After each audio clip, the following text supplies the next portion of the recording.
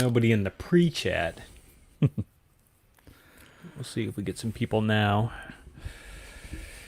Oh, we need a sound check, folks. Need a sound check. Is anybody need a out sound check? there? Is anybody listening?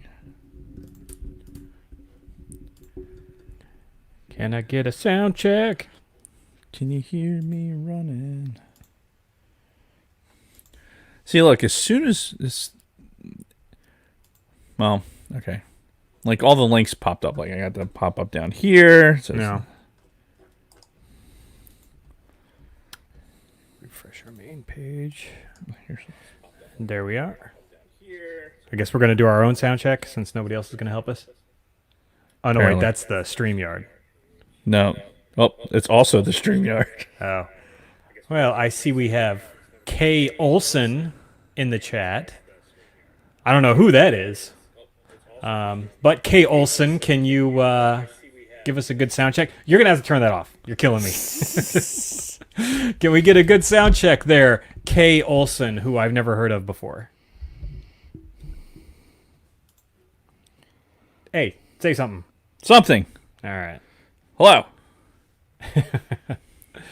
Well, so the echoes is because Numbnuts over here We had, were had the nobody volume on his laptop. Nobody was in the fucking chat, so we had to at least so we can hear that we were broadcasting. Yeah. So, all right. Get your Kay Olson, whoever that is, says it sounds great. I think that's Kelly. Isn't that Lunar Girl? You're killing the whole gag here. Oh, Like, I thought you in were. one fell swoop. I thought you were just genuinely. destroyed that whole bit. Thought you were. So thanks for that. You gotta warn me when there's going to be a bit. Like you're See, not. I thought we were like this, man, and then like you pick up on that. Listen, I told a half hour ago, telling you my trials and tribulations in the past couple days. Give me a fucking break. Whatever, man. Let's hope that fucking Dio doesn't call me again. Well, it's going to be on the air this time. Yeah. All right, sir. You may have to be the regulator of the heat. All right. I turned it off when I came back in. Okay. Because, yeah, it feels like it's starting to get pretty warm in Yeah, here. it's stuffy. So. Troy Taylor. Hello there. This is just the pre-sound check before we actually Right. start the show. Everything that's happening now is happening now. Yes. Oh, we need to see if there's any 5-star reviews. Do you want to look that up? I got to add something do to that the right now. notes. About. There's my notes.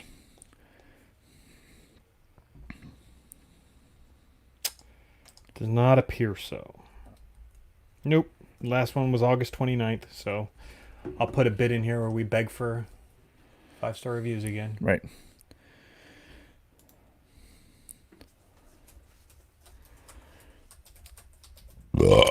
Excuse me. So, Big Swede has an irrational fear that he has the Rona, right? Oh, really? Yeah.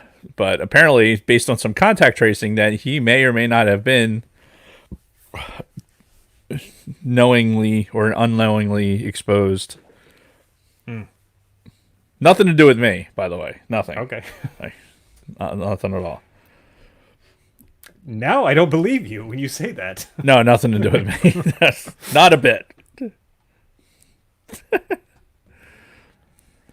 We're just going to throw that up there.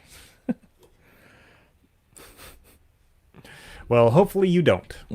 Because that would be terrible. It sucks.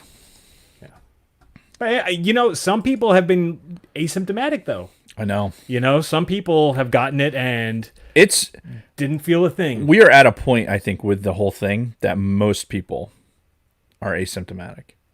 I feel like most people, like given the spikes and everything, and I certainly don't want to talk about it on the air, but Fucking... all the spikes that are happening right now, and as shit's starting to, New Jersey's isolated now, like so, getting back into New Jersey, if you leave it, or going to someplace else from New Jersey, then they're like, oh, you're from New Jersey? You know, you're going to have to do a 14-day fucking restriction of movement. All right, this so- isn't about fucking Big Swede, people. All right, stop giving him so much attention. That's all right. He can have a few minutes of attention before we start the show. No, but I'm just kidding. That's what I was talking around. Is the student? Oh, shit. And with all these recent spikes that have been happening, that's where they think most of it's happening. Is the kids are getting it at school and they're bringing it home. Duh. I'm Yeah, just saying that's as we get closer to like when November timeframe when everybody's like, oh, we're gonna do this hybrid or do whatever we're doing until like November, and then start going back. yeah, which is like November 4th too, by the way, Yeah. which is like right around Election Day. All the schools all of a sudden are going to have their point where they're going to decide whether or not to continue with the lockdowns, which is, I'm not usually the conspiracy theory type, but come on, man. Like, that, of all the arbitrary dates you could have picked, you picked like I know. fucking Election Day. I know. It's like, come on. Did you do your mail-in vote? Come yet? on, buddy. Come on, buddy. Come on, buddy. Everybody knew. As soon as you walked in the goddamn booth, you were going to vote. Never mind. Did you vote? Like, did So you, did your proxy vote So yet? today, I actually took the stuff out of the envelope Okay. that's been sitting on my desk for about a week. So I've gotten that far. I've looked it over. I didn't even know marijuana was on the ballot for Jersey this year. Yeah. So how did you vote on that? I think I was for it. Anything we get closer to fucking so that it's not a federal crime, and then maybe I can incorporate it into part of my fucking Yeah. feeling better every day plan. I'm shocked that they haven't like started at least taking a look at it on the federal level. It's like, Yeah, and it's administration based. yeah. Yeah, I don't think this administration is willing to go there. But I mean, didn't the legalization start under Obama No, I'm talking about the current administration. in New Jersey or No, for federalizing it. Right, but what I don't I'm- give a fuck what the state's doing. Right. Like, because it really doesn't matter. Whatever the state decides, like, oh, we're not going to do. It's still a federal fucking crime.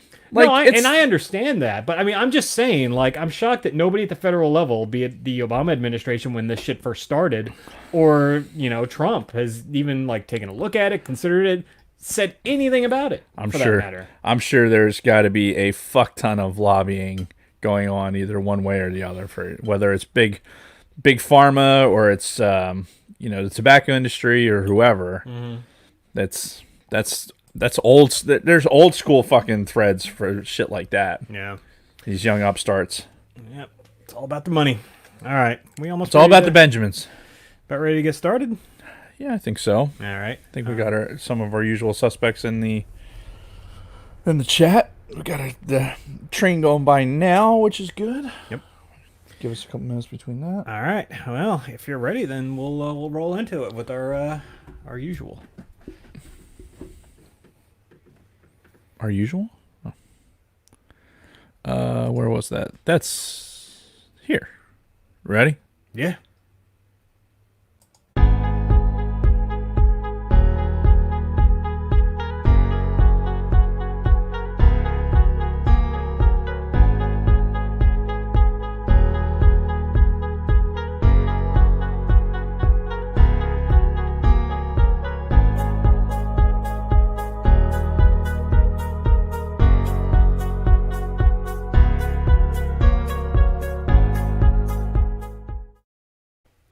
So we're going to start off today's episode a little bit differently today, and here we go.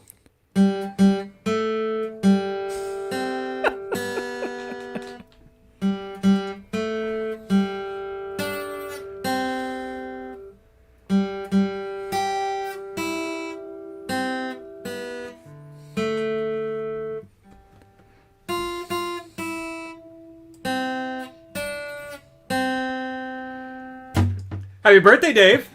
Thank you, Jason. You're welcome. That was everything I thought it would be. Are you being sarcastic? No, I'm not actually. You said you were going to do it, and you did it. So fucking great. Yes. So love happy it. birthday, sir. You are a young 45. 45. Oh man. Where did the time go? I don't know. I really don't know. Yeah, I think that every day. So, hello everyone, and From a Gen X Point of View is brought to you today by... My birthday, apparently. Yes. And also by podbelly.com. Go to podbelly.com for all your podcasting needs. Shit! I forgot something. I forgot, and I'm going to look for it now. Right at the start of the show. What? He's derailed. As soon as the words Podbelly escaped out of my fucking mouth, then I realized that Brent set out something, like as part of the Podbelly group that we are proud members of. He sent out something over Facebook, which you don't pay any attention to. Typically, right. And I am a flighty fucking old man. So I'm going to look for this. Just talk about things.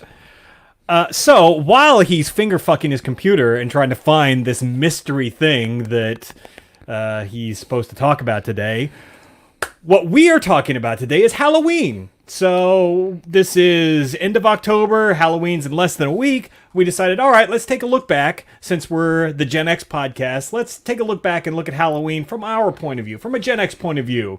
Talking about some of our memories, some of our more memorable costumes, the way Halloween was back in the day, be it West Coast for me or East Coast for Dave.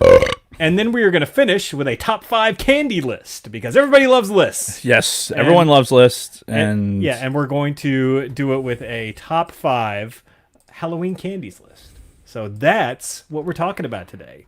And we have to give credit where credit's due, because quite frankly, it was my wife Kathleen that came up with this idea. Mm-hmm. Like, she said, you guys have to do this, and you should talk about the costumes and everything else. So I found it. Okay. What is it? So this is our checklist as Podbelly Network members, and we're going to talk about other podcasts that are a part of the Podbelly Network, so that we can get some groundswell. And they're going to talk about us. We'll talk about them. I was going to say I didn't agree to this, but if they're going to talk about us, I guess we can. Yes, we are on this. We are on said list. And I mean, Podbelly's been good to us for putting stuff on and off, and we have had a sponsorship with them, and hopefully we'll have a sponsorship again with them, through them, and maybe reap some reward from it. But big part of being in the podcasting industry, I guess, is helping each other out. Like our friends at the Escape Pod, they mentioned, shout out all of their friends up to and including us as the mothership, and we like to do the same for them. But in the Podbelly Network, we're talking about podcasts like Brewing the 99, which has look at this is an interesting icon here with Einstein. 99. Einstein. Oh, it's a Magic the Gathering podcast. Oh, there you go. Because you got all the magic symbols at the top. Oh, shit. Brewing the 99. I got to look into that. Wow. See, look at this. Yes. Podbelly Networking is working already. There's a new podcast out called Mindframe. This is, I think, Brent's working on this one. Got the Sofa King guys, obviously. Sofa King podcast is pretty much the anchor of this whole of the Podbelly Network. And do we have to read all of these? I'm not going to read all of them but honestly, here we are from a Gen X point of view. There's lots of good podcasts out there. Go to podbelly.com. Listen to their podcast. Let them know in some way. Give them 5-star reviews, just like you would do for us. And say, from a Gen X point of view, Gen X point of view sent you. However you may do that. In social media, however it is. And you know what? You may find something like a Magic the Gathering podcast that you didn't hear of before. And David Schmuck in the chat mentioned that Brewing the 99 is Brad Taylor from Sofa King podcast. Oh, very good. Because he plays Magic, so he's now branching off into his own Magic podcast. Which is awesome. Indeed. So we fully support everybody else on the Podbelly Network, and I know they support us as well. So give them all the shouts and outs. Yes. Speaking of giving people shouts and reviews, please, first of all, if you are listening to this podcast and you are not subscribed to the From a Gen X Point of View audio podcast feed for whatever reason, if you're still listening to this on our old All Things Star Wars feed or somewhere else, please, for the love of God, go into iTunes or wherever you get your podcasts and subscribe to this feed from a Gen X point of view. Please, because we've got this weird imbalance with our download numbers. We're actually getting more downloads on the old ATSW feed than we are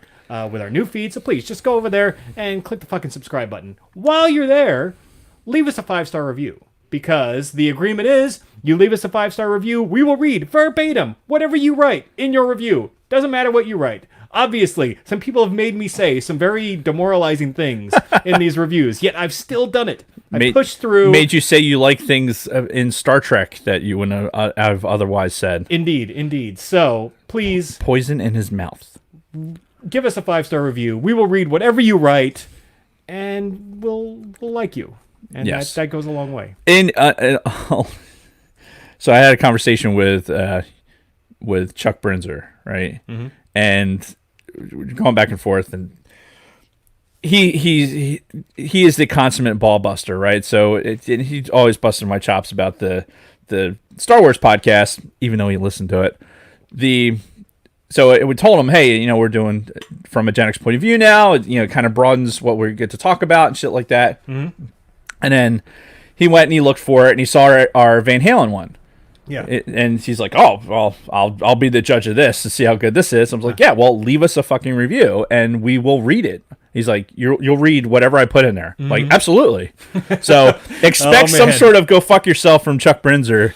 Yeah. I'm sure there's going to be a lot of probably college football smack talking in there. And probably. Yeah, especially since he's a fucking suck eye. So we can let your quasi Michigan fanboying and other Michigan fanboying that maybe or may not be happening in the chat. We can let that happen. That's fine. Fair enough. So, what do we do now? I think we should talk about our weeks. All right, let's talk about our weeks. As always, I will start. First things first, I've been talking about this for a long time. Sober October, I'm in the final stretch. Less than a week to go. I've been good this whole time. The funny thing is, though, last night and several nights this month, I have had fucking dreams where I broke my Sober October. Really? And the dream last night was the fucking weirdest because it involved like our old squadron. It was something weird where I went on a flight with our old squadron and they were just giving out like food and stuff, and I started eating without realizing I was eating like a fucking brownie or something. Like, and I'm no! It was so fucking weird. And then I felt so bad and so guilty after that. And then I woke up, I'm like, oh, thank God. So that's where I am with the Sober October right now. Well, hey, listen, you're doing a great job with it, and as much ball busting as I'm going to do after giving you some accolades about it, good on you. And like you said, if you're feeling good and it's working for you, then shit. If nothing else, it says that if you do decide to do something and you do it in moderation, then you'll probably feel a lot better about it. Sure. Not letting it kind of envelop you where you have to dig out and spend a whole month like doing, avoiding everything. Moderation is so important with shit like that. And that's kind of what I had in there next. It's like, so what now? What happens after November 1st for me? And I'm trying to figure that out. I'm trying to do maybe some sort of like currency type of thing where it's like, if I go to the gym 5 days in a row, that's a point. And then I can spend a point on either like a couple of beers or like a fast food run, something like that. So I'm trying to concoct some sort of a system in my head to where, if I earn a certain amount of points, then I can like either drink one night or I can go out to eat and not, pick the healthiest thing from the menu. So, because the other night it was my son's birthday. Right. And we went to Friendly's and they're all eating these fucking big ass greasy cheeseburgers. They've all got plates of French fries. I got the fucking grilled chicken salad. And I'm just looking at all of their plates. I'm like, God damn it. It was tough. It was very, very tough. But again, willpower prevailed. So, and honestly, I'm finally starting to notice, like, the whole reason I started it was because I had gotten, kind of chubby from fucking COVID and everything, eating the tub of ice cream and all that. Go back and listen to previous episodes for those details. But, like, I'm finally seeing and feeling, like, my gut going down. So nice. It's a nice feeling. Yeah, I wouldn't know anything about that. I'm still maintaining a steady weight. We're not going to talk about what that number is. Yeah, well, you're retired too, so exactly. There's a lot less pressure now on you. So I'm sure you're going to get into some football talk and everything. And honestly, despite the fact that the 49ers stomped the fucking Patriots yesterday, and the fact that, even after a bunch of shit talk, I still beat Keith Layman's ass in fantasy, my excitement for football still just isn't there, man. Like, you told me yesterday the 49er game was televised, and I didn't even turn it on. Yeah, it was on. It was on a local, over the air. You didn't have to do anything special to watch it. Yeah, and then, I was watching highlights afterwards, and, I'm watching a couple of good plays. I'm like, oh, okay, cool. And then the 49ers scored a touchdown, and the camera panned back, and it was the empty stadium. I'm like, oh, yeah. Yeah, right. This is your reminder. So, yeah, it's hard, man. It's just hard to get into it right now. So, I feel like this season has been stolen from us.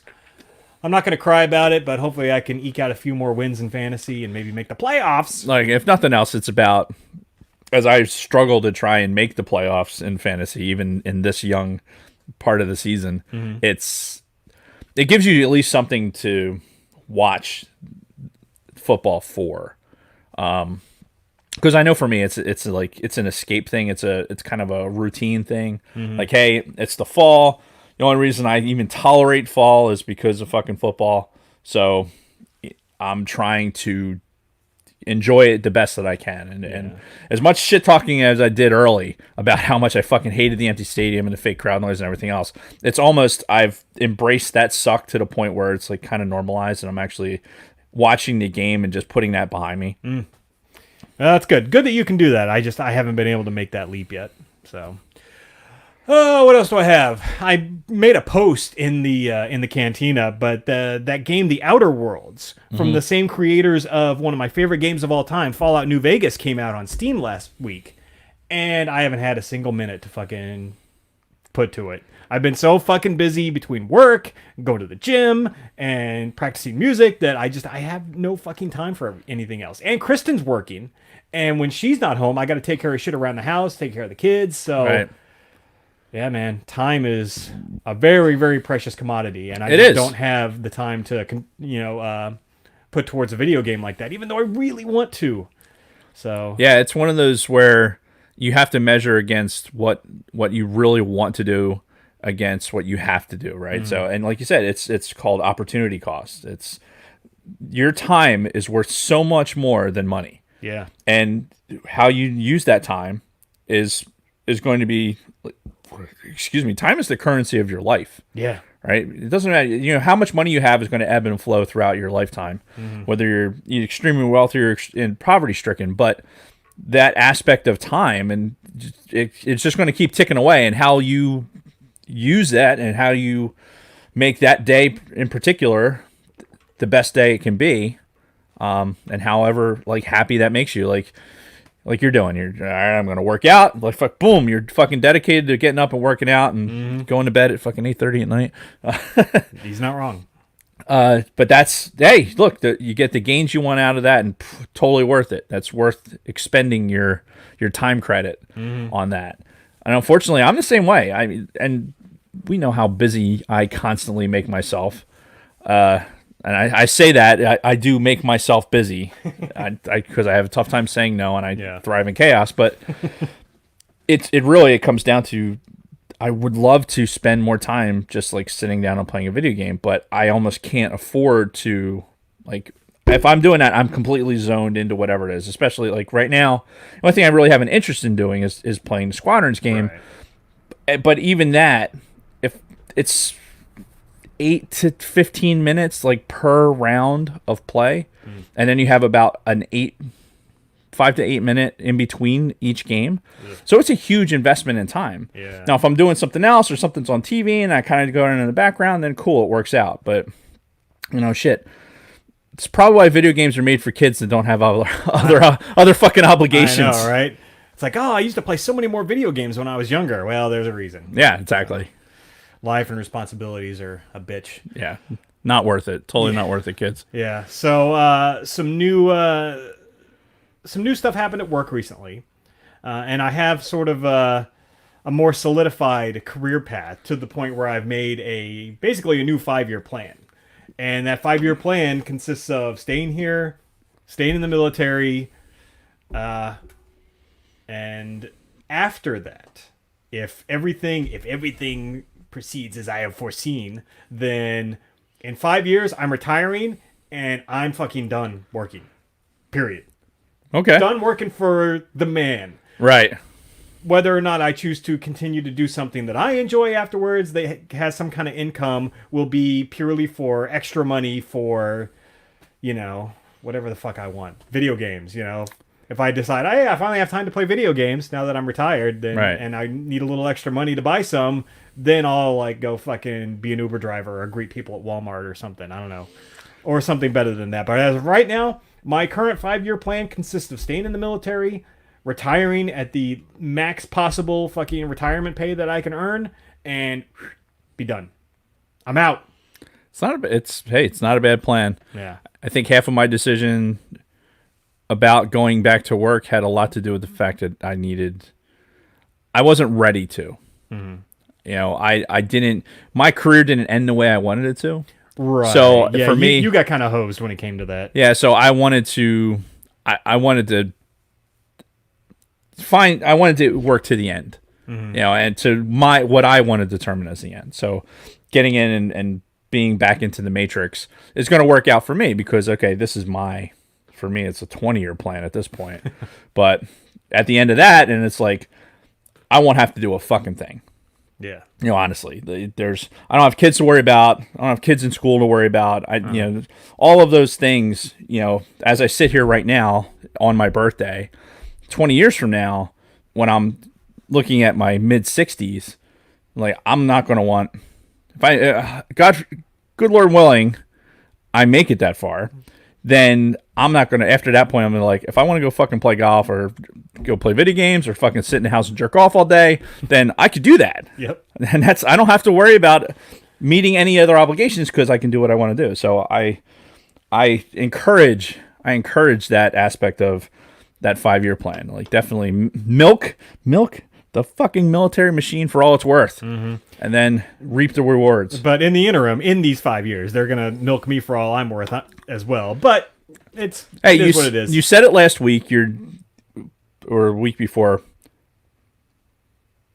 I don't know. You said it some previous week where you're not taking the work home with you. Yeah. Like you're just, if you can do that and you can continue to do those things and isolate work at work, give them everything that they deserve. But then when you come home, like that's your time. Yeah. That's it. Fucking the beauty of having a commute that like what we have, you get to leave that behind you. Like physically behind you. You put some physical distance behind it. So then it's like, fuck it. Like, getting phone calls from people, after duty hours. No, sorry. That's not a real thing. And not having to be on alert anymore is actually very nice. Oh, fuck yeah. But that's a story for another time. And that's really my week. It's just been a lot of busy. And, oh, by the way, we did the Escape Pod last week. I guess we should mention that. We did a bit of a co-branded episode. It was their episode 33, and we posted it on our feed as well as a bonus episode. It was good. We talked about Saturday morning cartoons. We did. We talked, we varied a lot of, we of course did our sidebar thing. Oh, yeah. Like some sidebarception involved in there. Got to see Brady's perspective on what Saturday morning cartoons were, because as a kid, he was growing up as a military child overseas. Yeah. With the old AFN. Right. So AFN had Saturday morning cartoons, like the stuff that we were spoiled with every day after school, he only got on Saturdays. So it was a fun episode and really interesting perspective on some of this. Found out that Jason absolutely hates fucking Inspector Gadget. Like fuck Inspector Gadget, that piece of shit. That whole show was fucking dumb and not worth ever watching. Fucking Inspector Gadget. He didn't do anything. Exactly. He had all this extra shit, and his fucking stupid little niece and her fucking dog solved all the mysteries. Come on. There's got to be something deeper. There's got to be a deeper reason that Jason hates Inspector Gadget so much. Yeah, some fucking 10-year-old girl shouldn't be solving all these fucking mysteries and outsmarting this fucking supervillain. Not because she's a girl, but because she's 10. I mean, is a real supervillain? I mean, fucking the Dr. arm in the Claw. armchair with the fucking petting the cat all the time. Yeah, I don't know. Still fucking stupid, though. Anyway. All right. What about you? What have you been doing this week besides Well, the escape pod? like I said, Chuck Brinzer says hi, Yeah. and that's about it. I already shot my load for the Brinzer thing. Yeah, it's my birthday, so we went hiking yesterday, and today I feel every bit of doing a. It was a moderate hike. It wasn't anything. It wasn't like an easy paved road thing. We got some elevation changes and got some, all kinds of rocks. Stepping on, trying to, find footing on some rocks and things like that. I had the pup with us. Just a 4 mile hike. It was shitty weather though. Mm-hmm. Excuse me. It was the fucking rain, 48 degrees, and it was still a fuck ton of people. We're out of Valley Forge National Park, which, for those of you who know your history, Valley Forge was where Washington's encampment was from the winter of 77 into 78. Man, I'm burping like a madman today. Mm-hmm. So yeah, we went out there, and there's a couple of like mountains there around the farm where they made their homestead, or where they camped, and one of them was called Mount Misery. And it was miserable. I'm not gonna lie. True to its name. Yes, it was like as you were climbing up it, and you had a stupid backpack with a bunch of camera shit that you really need to carry, like camera shit, and then jackets, and then water and Gatorade. Like I planned poorly. Right. I did not need to pack mule fucking 20 pounds of shit. No drone. No, in national parks it's frowned upon. Like masturbating on an airplane. Exactly. But yeah, it was a good hike. But yeah, I'm fucking feeling it today, man. That's feeling that all of 45 years. Yes, every fucking minute of it. I did some goofy shit to my foot. I'm still not sure. I think I did it from hiking, a couple weeks ago. But yeah, never let it fully heal and then re-aggravated it. Oh yeah, constantly. Because why would I actually slow down enough to fucking let shit like that heal? But yeah, it was good to get out, and honestly. You go into it knowing that it's going to suck. Yeah. Right? But you still go out and do it. It's Kathy and I are getting out and doing these hikes. We're bringing the pup with us as much as possible.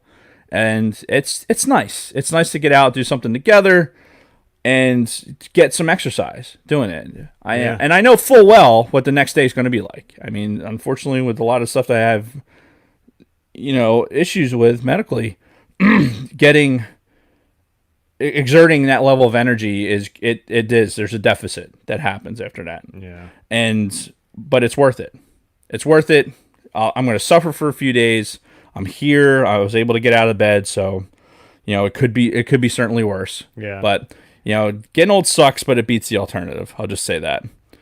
And, you actually get to do something with Kathy, which I don't know if it's the same for you guys, but fuck, as we get older and we get busier, it's kind of hard to get like quality time in with your spouse. Well, and you'll find that once your kids are older, it becomes easier.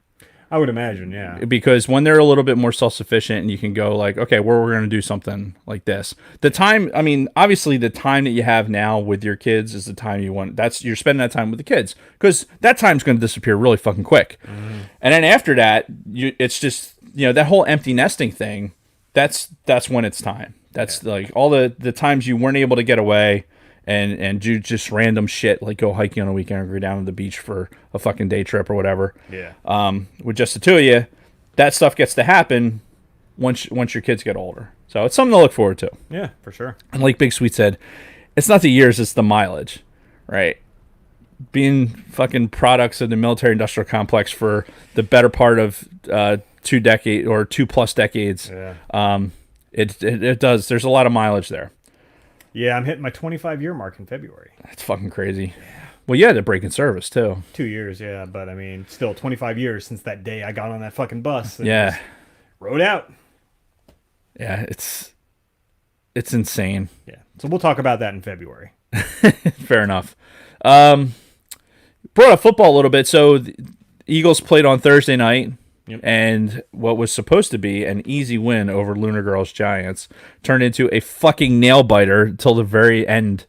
Couple things happened that were significant in that Eagles game. One, Carson Wentz is basically the only fucking player on that team that has or on the offense, I'll say, that it literally the entire offense, the starting offense that started that game, only Carson Wentz and Kelsey, the center, were the same starters from the beginning of the season. The entirety, like they haven't had the same offensive line out for more than fucking 2 games in a row. They had, no wide receivers. They're on their second string running back. Fucking hell. Technically he's kind of a third string running back, but like you're talking about a team that barely has any fucking like legit fucking people where if I said their name out loud, you'd be like, oh yeah, I have their person on my fantasy team. Right. If you do, you're in a 12-team team and you're desperate. 12-team league and you're desperate, which is kind of how our league is. But Carson Wentz fucking he won that game for him, and all these fucking I've had some issues with Wentz this season, I'm not going to lie, but watching him fucking put it all out there and take all these hits, he's getting hit so much, and he's taking these hits and he's fucking finishing the games. He's not fucking throwing the ball away at the end of the game. He's working to win that fucking football game, and he made some fucking amazing throws in that game, which that helps me get back into the game because I'm watching it with bated breath. We're still we're first place NFC East with like 2 wins or something. 4-1 record. You're first place, and we're in first place. It's fucking insane. I want this to continue at this pace to where you guys make the playoffs as the division winners at I don't know 6-9-1. I think we're going to be a 6-win team going into the playoffs. I really think that. Be fucking insane. Because that's us beating the rest of the East. If we beat the Cowboys this coming week and then, beat the Giants again, beat Washington and then beat the Cowboys again, there's 4 right there. So if we win those 4, that gives us a 6 win. And that might be all we need. And we're going to host a fucking playoff game. If that's the case, we're a division winner, so we host a fucking playoff game. So now how is that working this year? Because this is the year that they're adding another fucking playoff team to each side, which I think is fucking retarded. Division winners still host the game. Okay, well, that's good. Because a few years ago, when this happened with another shit team that made the playoffs and won their division, they're like, they shouldn't get to host a playoff game. And nope. Yeah, no, which I completely disagree with. I think if you win your division, you get a home game in the playoffs. Period. And end of story. I don't care what your fucking record is. There's announcers and people that were talking about it. Listen, the NFC East is terrible right now. They seem to not. It's just going to be a drag them out fight into the end, and you hope that a team like the Eagles now gets healthy to the point where once you start getting closer to the postseason, and they start winning games that they're supposed to win, and they start getting some rhythm and get players back off injury and everything else, then you're hitting your stride going into the playoffs. Yeah. You're the Giants that ultimately fucking beats. New England in the fucking Super Bowl. Which the Giants, I think, were 9-7 that season. Yeah, they were not the best team going into the playoffs. They certainly weren't anything favored. Yeah. But they hit their stride in the right time and got really fucking lucky. Mm-hmm. But at least they beat the fucking Patriots, just like your 49ers did. Yeah. Apparently, it's not that hard these days. I know. God, I said it early, man. I want Belichick to lose badly. I'm willing to let Brady win so that Belichick will lose. Yeah, so far it's not going in the direction I had expected. The brilliance of fucking Belichick without Brady, without all these tools that he had for so long. Make your adjustments, coach. Yeah, Cam Newton, whatever's wrong with him, he's not good right now. Yeah. So make your adjustments. What are you going to do to make this team fucking winnable? Because if you're just this great fucking coaching mind, then make these fucking team win. Well, let's see you do it. Well, I mean, they didn't have a preseason, so he couldn't videotape all of the opposing teams' plays and everything. That's true. That's true. And it's so quiet now too, though. He could very easily have his fucking bionic ear on, like that fucking as seen on TV bionic ear, where he's listening to oh, that lady's clothes are very nice. Totally. He sucks. It's fucking terrible. Speaking of sucking and being terrible, so for us, the Big Ten started back up, right? Which Jason, I'm just going to go ahead and caveat this right now. With Jason did not watch a minute of college football. To be fair, I didn't watch a minute of pro football either. So a minute of college football, has no business even saying that he's a Michigan fan. We're just going to put that out there. Lies. Did Michigan even play? I don't think they did this weekend. They did, actually. They did play, and there was a great fucking. I hate to give Michigan any credit, but there was this great fucking replay that I was watching where they came in, they sacked. I think they played Minnesota. They sacked the quarterback, hit the dude so hard, the fucking ball pops out of his arms. The fucking another defensive back, it runs underneath that ball, catches it, and fucking takes it in. Nice. But I gotta find a replay. This poor motherfucker, blam, just fucking gets laid out, and he was getting molested the entire game. Yeah, it's so Michigan did play. Of words as you're about to talk about Penn State, but go ahead. Oh, so Penn State lost. Penn State did not play well. Their first series they went out, they played like holy shit. They were firing all cylinders. Went down the field and scored. After that, it was a fucking train wreck. They couldn't stop Indiana for some reason. Like it just was not a good game. They just did not play well.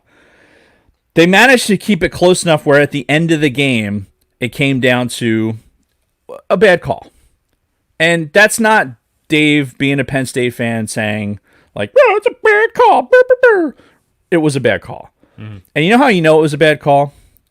Because when DraftKings goes to all the people that bet on that game and says, "Here's your money back," because that was a bad call. Wow. Then you know that's a bad call. Sportsline bettors, they're not in a habit of giving away money. No, fuck no. So when DraftKings goes and says, "Okay, yeah, that was a bad call. You're getting your money back on that game." It was a bad call, dude. So what the hell happened? Because honestly, I have no clue what the. It was basically they called a play right at the end of the game. They called it a touchdown. The ball was obviously out of bounds. It hit the pylon. The pylon is out of bounds. That's the definition of the rule. Like you could clearly see on the shot, you can see that the ball is laying out of bounds. Like the dude's stretching out like this, but the ball is touching out of bounds while it's touching the pylon, which by rule is out of bounds. Okay. They called it a touchdown. They win the game. So, I mean, did Penn State play well enough to be able to beat an Indiana team? No, they didn't. They deserved the L. I mean, they did. To come down to a bad call like that, it sucks. Here's the shitty part, right? That's not even shitty. I've had a couple days to fucking calm down about it, but it's our Boise State contingent, right, was making comments about how the Penn State game, they couldn't finish the game, couldn't finish it during regulation. They play, whatever. Apparently the TV, Penn State was on TV longer and they were trying to watch their Boise State game. Mm-hmm. Okay, that's fine. Here's what I take exception to. I've about like the whole pedo state thing. It's played out, guys.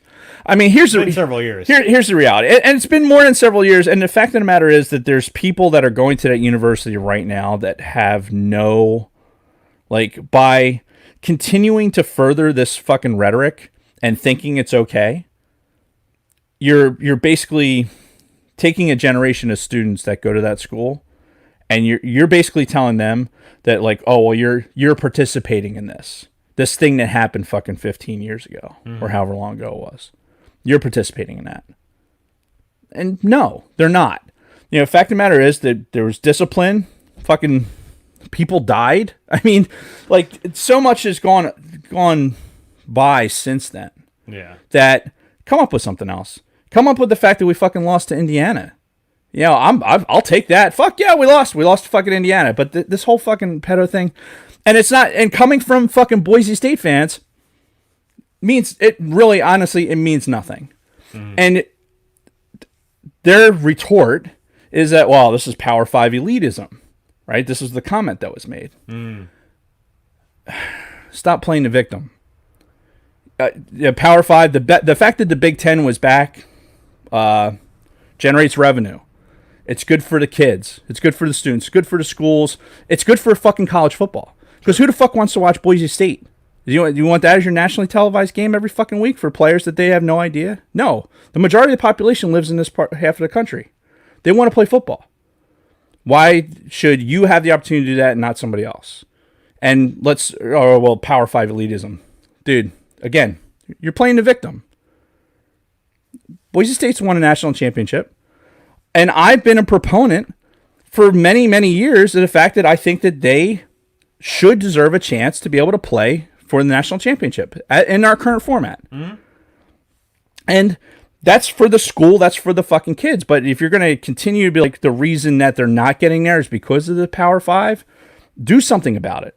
They had an opportunity to be a part of Big East. They fucking backed out in the middle, when they had that opportunity. They would have been able to play in more nationally televised games. Mm-hmm. They chose not to. They chose to go to the Mountain West where they would be able to dominate it all the time. Right. So you pick your battles. But I'm tired of this victim bullshit. I really am. It's not even worth the argument. Yeah, and that's all I'm going to say about that. Did you the Bulgarian contingent, are they in the chat? I didn't see him today. Damn. Can we talk real quick about Kanye on Joe Rogan?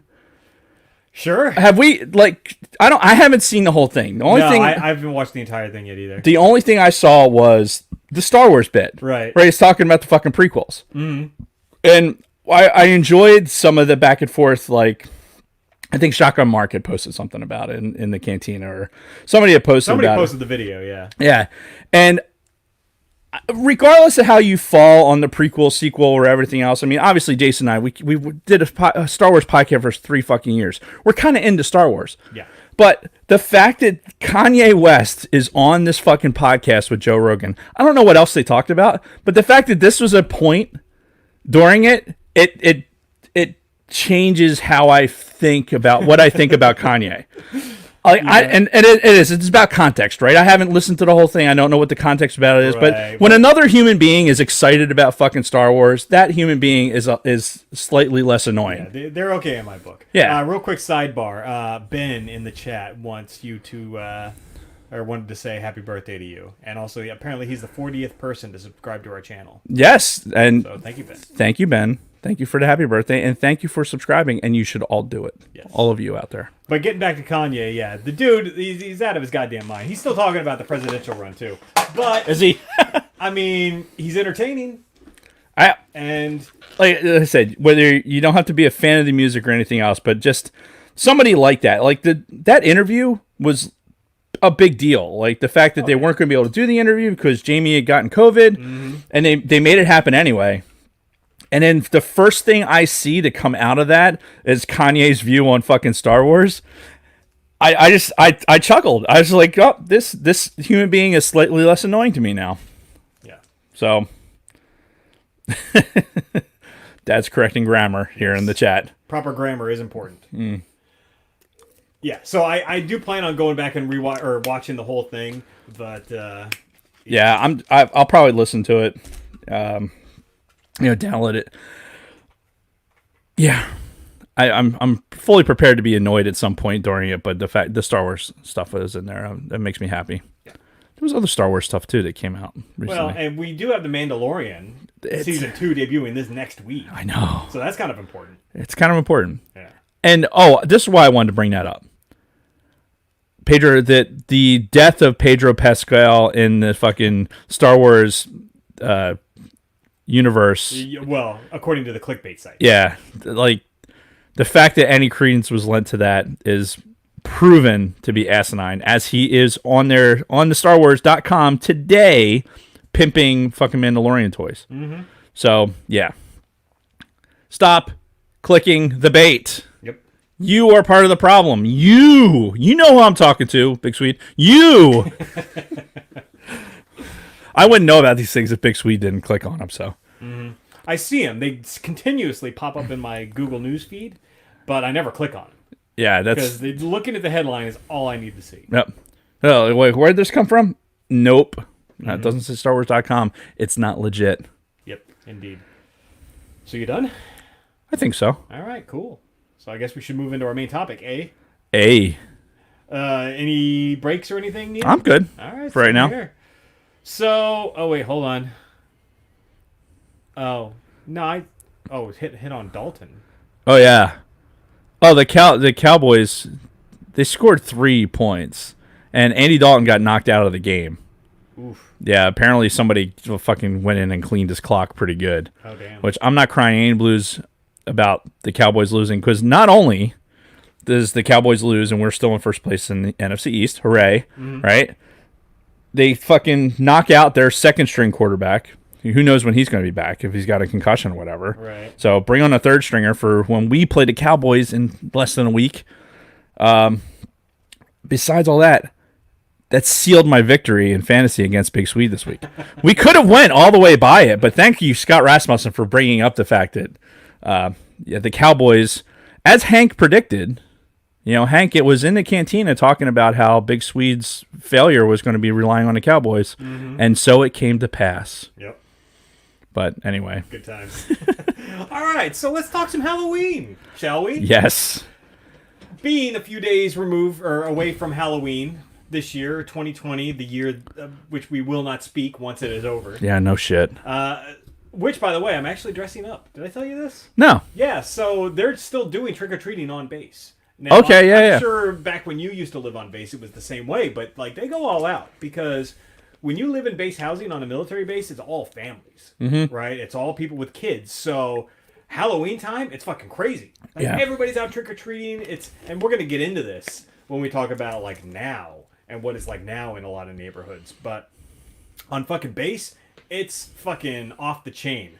So So they're doing normal door-to-door trick-or-treating on the base? Yes. Huh. In the base housing area. So a coworker of mine, Brad, is taking his kid onto base, and he's like, "Hey, you want to come with us?" I'm like, "Sure."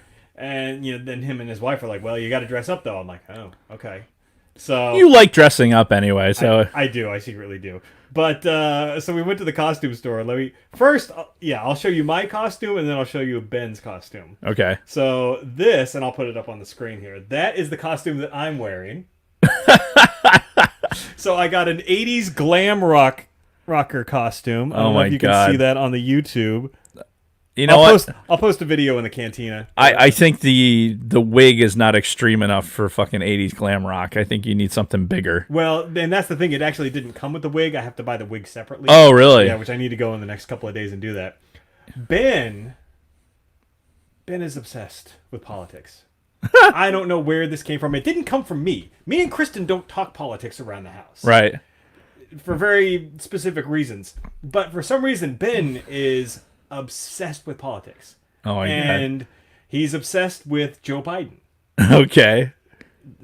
Don't even get me started on his talk about how he put up signs all over the house today about how Trump needs to leave office.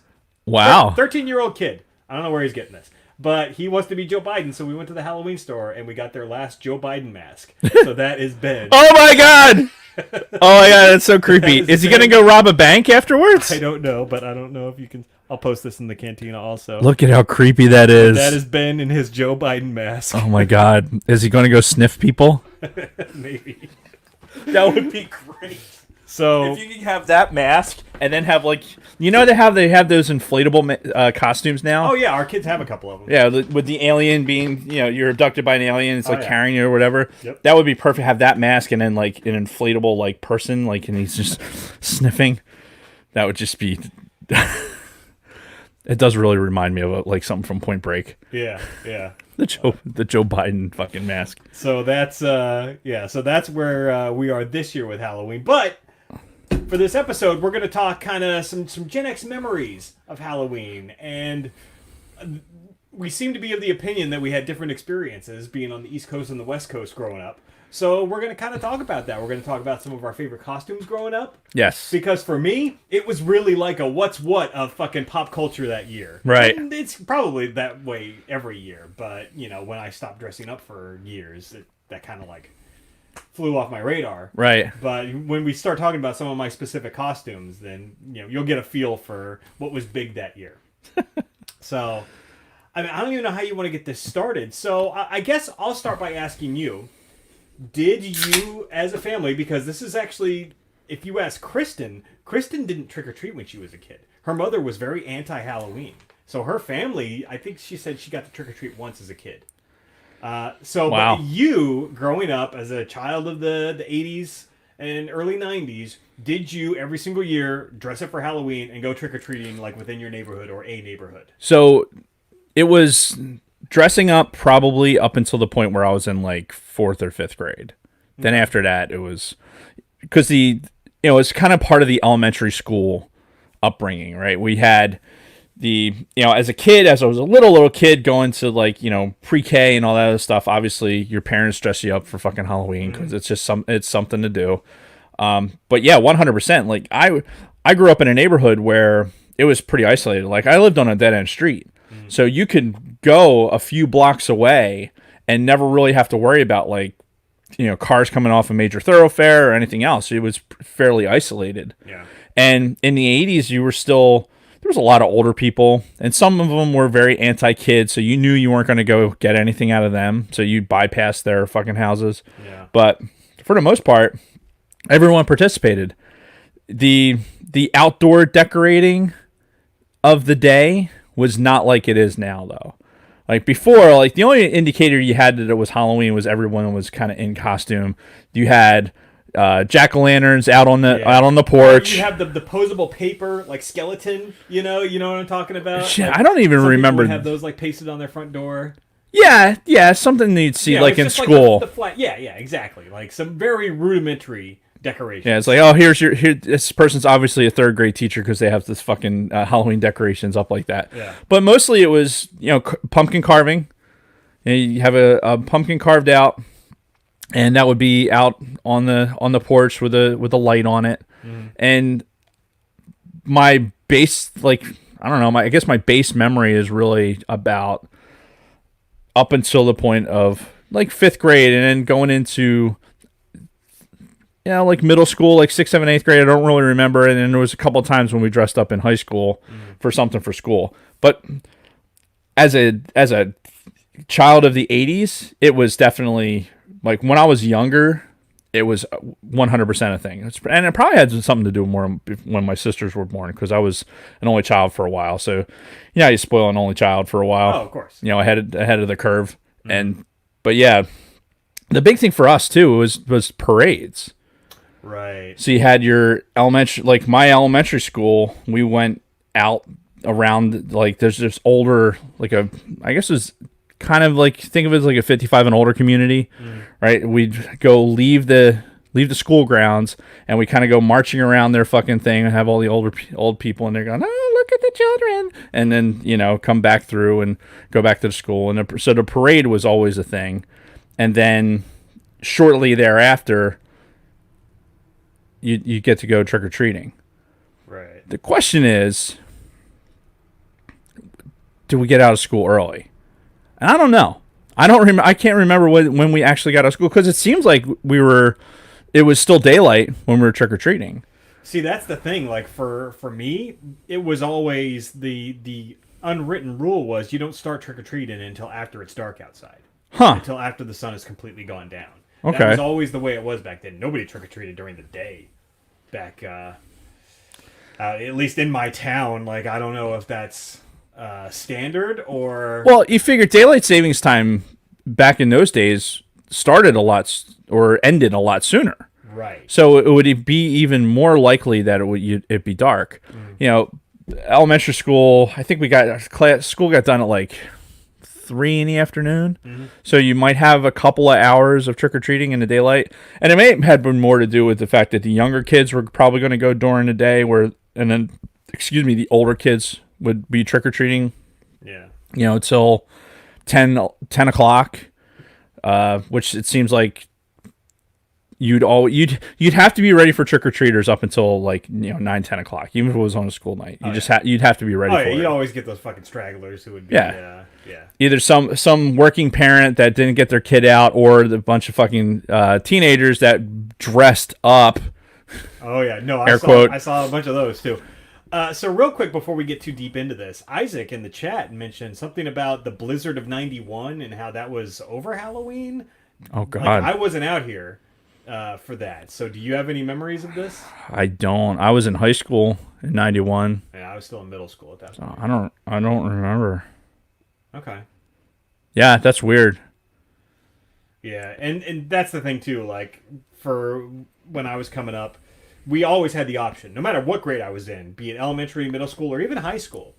We always had that option to dress up on the Halloween day, either if it fell on the weekend that Friday before, or on the day of Halloween. Right. Now, I think it was probably eighth grade was when I'm like, I'm not gonna do this anymore. Right. You know, so you get to a point where you're too cool for that. But Yeah, some exactly. people would do it. Some people would do it, and they would embrace it. And looking back on it, I do recall this was the birth of the teenage girls using Halloween as their outlet to dress slutty and all of that stuff. I recall seeing that back in the day, like back in high school. Right. The slutty nurses and any other Oh yeah, belly dancers. I remember there being belly dancers. belly dancers. Oh yeah. Really? That was a thing. When? When I was in high school, I can remember girls like there was always at least one fucking pair of girls that would dress up as fucking belly dancers every year. Really? Yeah. I can't. The only thing I knew, you could even come close to knowing what a belly dancer was like fucking I Dream of Jeannie, and that's not even really a belly dancer. Yeah, but I mean, similar, Dressed up the similar same way. style clothes. Yeah. But for me, like, from what I recall, now this is, of course, we're looking back 30 to 40 years. Right. But from my memories, like, everybody in my town fucking celebrated Halloween. Like, if you went trick-or-treating throughout the entire, like, I grew up in a suburb called Oildale, which is part of Bakersfield, California, but it's kind of like the old trashy, like real white trashy kind of place. Okay. I'll elaborate another day on some of those details, but it seemed like you could go pretty much through any neighborhood in fucking Oildale, and 19 houses out of 20 would all have decorations. They'd be giving out candy for trick-or-treaters. You'd only get like that one house out of 20 that had all their lights off. It was very obvious that there was like, don't come to our fucking door kind of thing. But for the most part, is it weird that I remember those houses more than I remember like like I could probably walk through my neighborhood growing up and I could tell you which houses didn't give fucking Halloween candy. I could tell you that, but I couldn't remember like anything else about the fucking neighborhood. But these fuckers never gave out candy. Or this was an old lady that gave out money. Like I can tell you that. Oh yeah, because we had a couple of those too. We and as time progressed, and we'll get into this when we talk about the specific candies, we started to know who actually gave out like the little sticker. Oh bars, hell yeah! Because back in the day, that wasn't always the case. It wasn't like everybody handing out like the fucking bite-sized candy bars. It was some of this other stuff that we'll get into. Yeah. So before we go straight too far. One of the big things, and this is something that Kathy brought up for us to talk about, around here, we had Mischief Night. Oh, yeah. Right? Yeah. So we had, I think it was usually the Friday before Halloween was considered Mischief Night. And it was an opportunity for kids to do things that it was generally accepted within the neighborhood, like, oh, it was Mischief Night, so there's toilet, this tree or this house got TP'd, or this house got egged, or something like that, or all the jack-o'-lanterns on this street got fucking basically turned into bowling balls and rolled down the street. And it was just like, oh fuck, it's Mischief Night. So if you really didn't want your fucking jack-o'-lantern fucked with, then you put it away. See, and that's funny because Kristen mentioned this years ago. And she's like, oh yeah, tonight's Mischief Night again. I'm like, what the fuck are you talking about? She's like, Mischief Night, but that day before Halloween, and they do all... I'm like, what? She's like, you didn't have that where you were? I'm like, no. Because like all this you're saying, like I've heard this before. Right. Not a thing in my town. So is that truly like an East Coast thing, or is that like a Philly area thing? It could be, because like I said, I had never heard of it until Kristen and I had probably already been married at that point. Yeah, and you wouldn't be the first people who I've talked about that with, and they've said like, oh, that's not what are you talking about? Yeah. So here, I'm waiting for somebody to pipe up in the chat, but some of my Mischief Night experiences, this is just give you a generalization, because like in my little note here, what I put down for me was like it was a night out for the nerds, right? In high school, when I was a kid, like as a younger kid, fucking Mischief Night was like, all right, no, there's the bad kids are out doing shit that night, right? Those are the kids that are going out and getting in trouble, and like in my household, like if something had happened to the house during Mischief Night, my father would have lost his mind. It was just like we were not like, oh look, yeah, we can mess with this person's house and then they'll be cool with it secretly. No, that was not a thing. But when I get to like the high school years and Mischief Night's like, oh, okay, hey, we're allowed out past a certain time. We don't need adult supervision to be outside. So then you start getting adventurous into things like carrying around eggs, and throwing eggs at houses randomly. Going, hitting doorbells, ringing people's doorbells and running away, shit like that. This is all Mischief Night type banner. Like you can drive pre-COVID. I mean, even up until like I remember last year, like you'd be able to drive down the street and like this house gets TP'd, and you see the TP everywhere. It's like I forgot it was Mischief Night, and it's like a normal thing. Now the egg thing is kind of like it's kind of annoying because cleaning off egg is like, especially when it's been overnight. If you don't know that your house got egged, then you're like fuck, and then now it makes some sort of stain, and you're like then they're trying to find who the fuck you were. So you try to avoid that. But ideally, like if you're at street level and you fucking wing an egg into the door, it makes bang, it makes this loud noise. People come out, hey, what the fuck's going on out here? Yeah, fucking totally worth it. When we were juniors in high school, my buddy Sean, his girlfriend Kara, had a minivan. Had this Dodge, like the first year the minivan came out, and we were basically going on Mischief Night and throwing the side door open of this minivan and fucking just winging eggs at, like, if there are kids walking around the street, winging eggs at them, fucking driving away, like just. I think we did something. This one poor kid. I think we like took something from him, and like we came out of the van, took something from him, and he's like, "Hey!" And we drove down the road, put it down, and then drove away, and then came back around, threw eggs at him. It was just like crazy, and it was like, but for us, people, the good kids, it was an opportunity for us to go out and do stuff that we wouldn't ordinarily do. And if we had gotten caught, some homeowner may have been pissed off about it or whatever, but the cops weren't going to be like, oh, you kids are all going to jail, whatever. Right. Like, because it's fucking Mischief Night. So yeah, not a thing. Isaac in the chat also had never heard of it. He said that they did not have Mischief Night where he was. Also, backing up a bit, talking about the slutty Halloween outfits, Lunar Girl mentioned that she was in a slutty Halloween outfit? No, that it's too cold out here, or at least where she was, to do stuff like that. Which that's a big thing, is the temperature difference. Like, it's probably still fucking 80 degrees in Bakersfield right now. In fact, I'm gonna look it up. I can see that being a thing, because you ever heard of Jerry Seinfeld stand up where he talks about Superman in the coat. Yeah, he has to wear his coat. I distinctly remember having to go out on trick or treating with a fucking winter coat on because it was fucking cold. Which brings up a point. Like, you guys did you have the jack-o'-lanterns, like do the pumpkin carving and all that shit? Did you did all that? One thing I noticed this year, so we had my niece and nephew had come over and did some pumpkin carving, and they left the pumpkins at our house to be on our porch, right?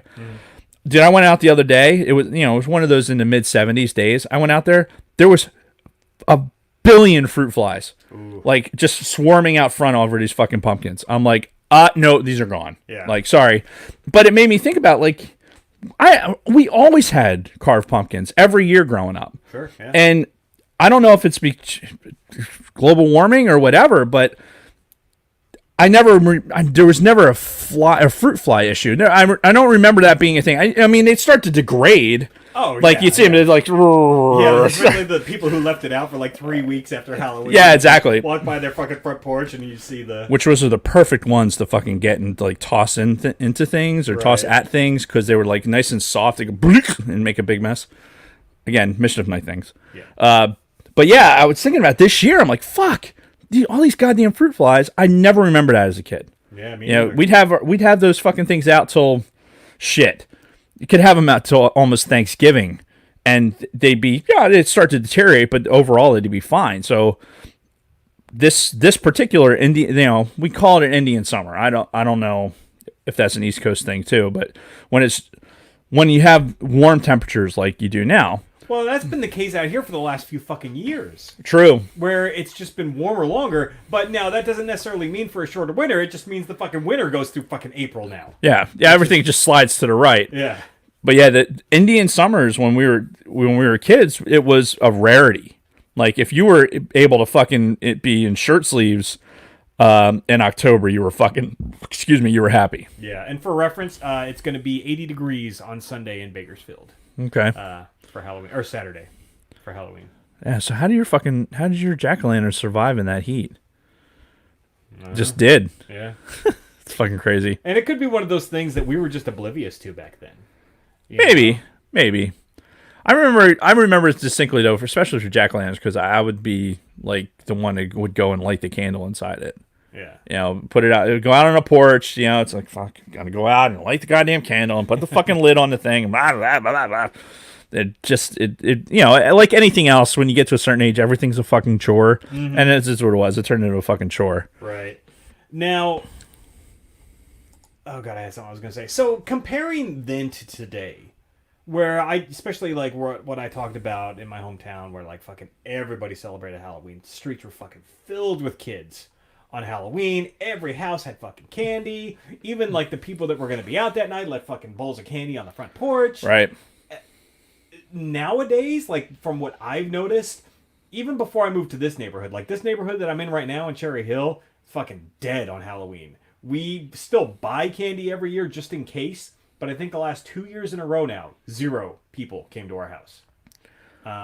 I think around here, like it's a very similar thing to my neighborhood too. And you would think my neighborhood would be perfect for it, right? There's plenty of younger kids. It's relatively safe to walk around because you're not near a major thoroughfare. You don't have cars zipping around. You have to worry about kids being in the street. Yeah.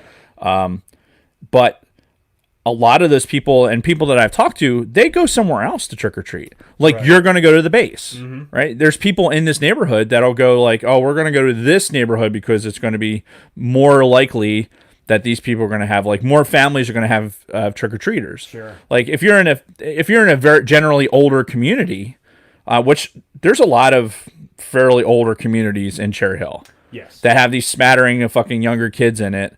But there's a lot of older people in there that they don't have kids, and if they're not interested in putting out candy, then they're not going to participate. And I think around here, what I notice is that people tend to travel.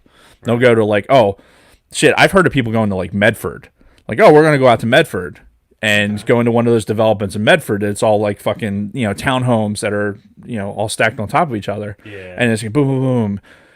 But saying that, we would go out when I was a kid. You know, we take our fucking pillowcases out, right? Yeah. And you get we could get 2 pillowcases of candy if you stayed out late enough. And You know, you went to the right neighborhoods. And, yeah, shit. Even in the neighborhood I grew up in, with all the older people, if you went a couple blocks further, you could load up to the point yeah. where you'd have to take a fucking bag home and then come back. I remember doing that on many occasions back in the day. But I don't like, even with my kids when we lived on base, it was different. You know, and the kids were young enough to pretty much enjoy that aspect of it. Like we were in Fountain Courts North. But you know, when we got home in Runnymede, it was never the same. It was just not. And again, you got to figure, my youngest is 21 now, right? So we haven't really worried about trick or treating probably in over a decade. Right. And for me, like up till now, we've always done something, but, and I think I mentioned this before, this is probably going to be the last year that Ben trick or treats because he's in 7th grade now. So, you know, he's kind of pushing it as it is. I'm kind of like coaxing him a little bit to do it this last time. Right. Adam wants nothing to do with it. Rob, obviously, he outgrew it a while ago. Right. So this is really like our last year for our kids to do trick or treating, and then we have the gap until grandkids start coming along. So I'm going to enjoy this, and that's why I pushed to do this, even though there's still a lot of people panicking about COVID and everything out Yeah. there. Like, I want to enjoy this one last Halloween with my son. Well, what do you think of the trunk or treating? That seems to be real popular. I mean, it seems okay. And really, this is kind of what I was going to get to. I don't care how it happens. I like the atmosphere. I like when everybody gets into it, when everybody's happy, when it's like, it's a gathering of people that are all, laughing and looking at each other's costumes. Like, oh, like remember when I dressed up as Kylo Ren a few years ago? Mm-hmm.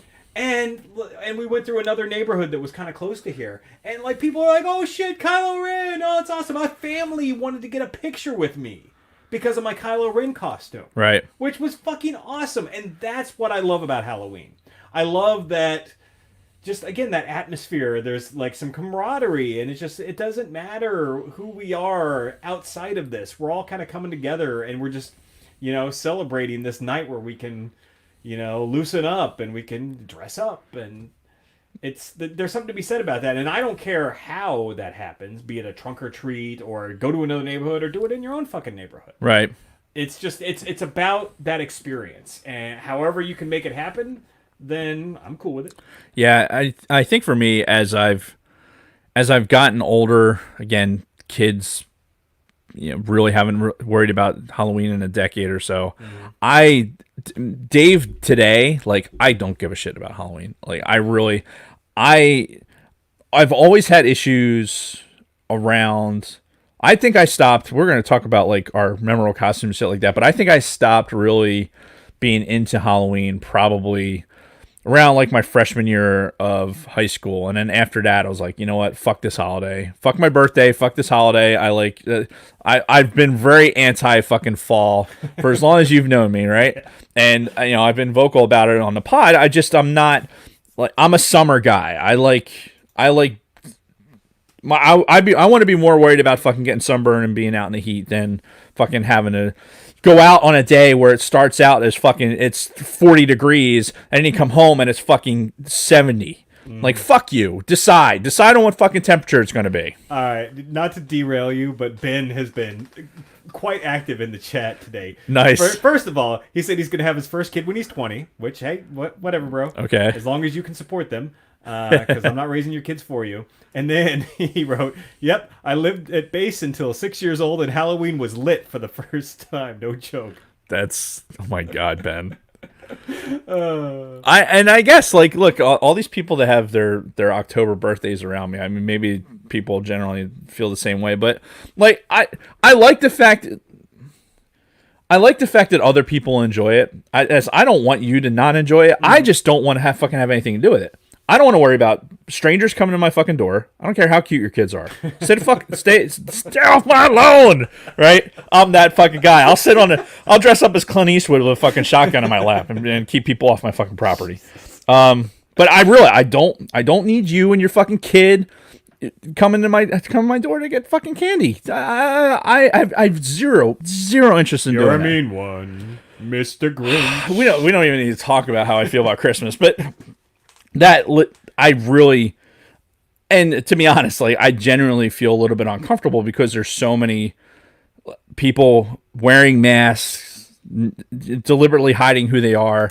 Like, unfortunately, my brain is hardwired to fucking nefarious things, right? For no real reason, but that's the way my brain's wired. And if I can't ascertain like what is going on in front of me, like, I can't the assumption of, oh, it's Halloween, don't worry about it, that doesn't work for Dave. That doesn't work. That's not part of my programming. Can't see you. Back to your house. I'm not finishing that one. So what I'll do is I'll go fucking we're going away this year. Like, Kathy and I, we're going out in the Poconos for the weekend. Yeah. Just because it just happens to be falling on Halloween when we can get away for the weekend. So and for me, that's fine. I don't give a shit. Yeah. Hazel and Joe can fucking give out candy out front if they so desire. I don't want to be around. Don't give a shit about the costumes. And quite frankly, and I want to segue into this because I want to spend some time talking about the costumes. Yeah. Right? Costumes these days they fucking suck. Compare. I'm talking about like originality, right? Some of the costumes that if you really wanted to wow people with your costume, you had to put some fucking effort into it. Oh yeah. And all of this soup, like every fucking Spirit Halloween store that occupies every empty building across the country, right? That is selling this homogenized fucking Halloween product. It's all the same shit. Yeah, it's all this shit that's made in China. Like, oh, cool. You can go. The fact that you can go and get a Biden mask and actually afford it and not fucking be paying for it like you were on a movie set. Yeah, it was fairly cheap too. Yeah, the fact that you can do that and you guys can have fun with it, cool. Take advantage of that.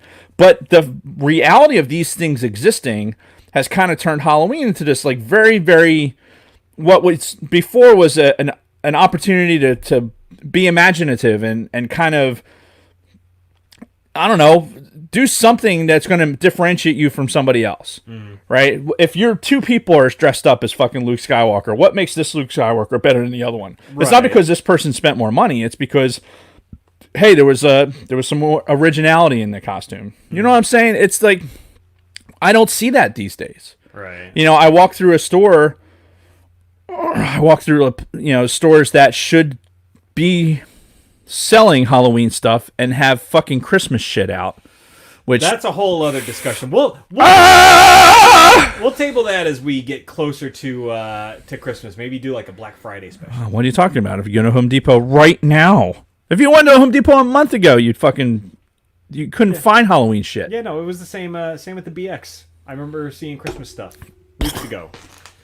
But anyway, so yeah, let's talk about some of our costumes because I have a few. Like I said, for mine, from the ones I remember, I'm like trying to rack my brain because I'm still missing like 10 costumes in my history. But there are some that I distinctly remember. And my mother, see, if I had fucking, put any effort into this, I'd have called up my mom and said, hey, get me all the pictures that you have of me in fucking Halloween costumes because she's got like all kinds of pictures of me every single year. In fairness, Halloween. A couple of weeks ago, you did mention on the air, you said, hey, Mom, if you have those pictures, send them out.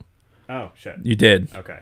Well, then, so it's not entirely your fault. Well, I'm not going to blame her either. She's busy. But, so anyway, how do you want to do this? Like, do you want me to, like, rattle off some of mine? Listen, I have 3 costumes that I'm prepared to talk about. Okay. Right? So you start, and I'll sprinkle mine in the middle of it. All right. Well, I will start with the oldest one that I can remember. Okay. And this was when I was about 5 years old. Mm-hmm. I was Darth Vader.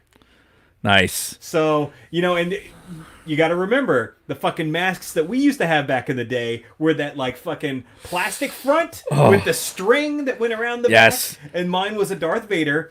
And I had one of those lightsabers. I think we talked about this at one point on the All Things Star Wars podcast, but it was the hollow lightsabers. When you swung them around, the air going through that grate at the top made the woo woo sound. Okay. Yeah, so I had one of those, the Darth Vader version of that. Nice. And I had a fucking Darth Vader costume, and I remember that. And my best friend Rob at the time, he's going to come into play into some of these other costumes. He was Gizmo from Gremlins. Nice. That same year. So that kind of shows you where the pop culture was at the time. Yeah.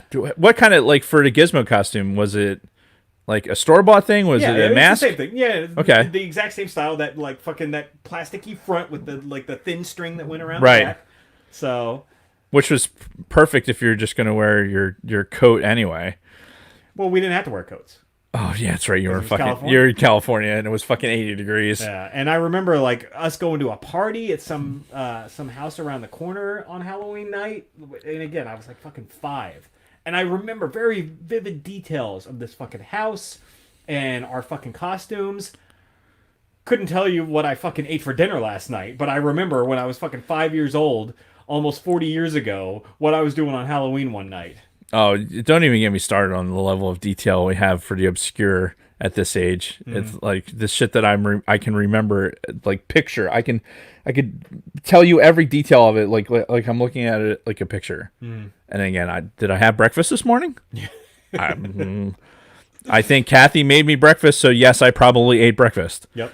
So the very next year, I had another one of that style costume you wear, and again, it's also the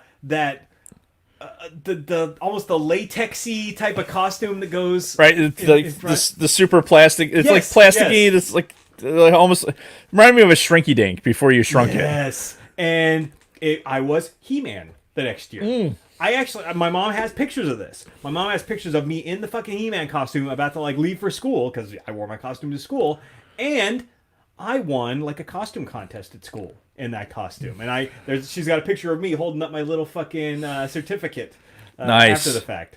Nice. So yeah, there's pictures out there of me when I'm like fucking 6 years old in a fucking He-Man costume. So there's pictures of me. I wish I could tell you the ages. I really do. Yeah. But one of the earliest costumes that I remember being in, and there's pictures of me at my grandparents' house actually in this costume. I think we're talking like 1980, 1981, so I'm like 6. That's about the same. Sure.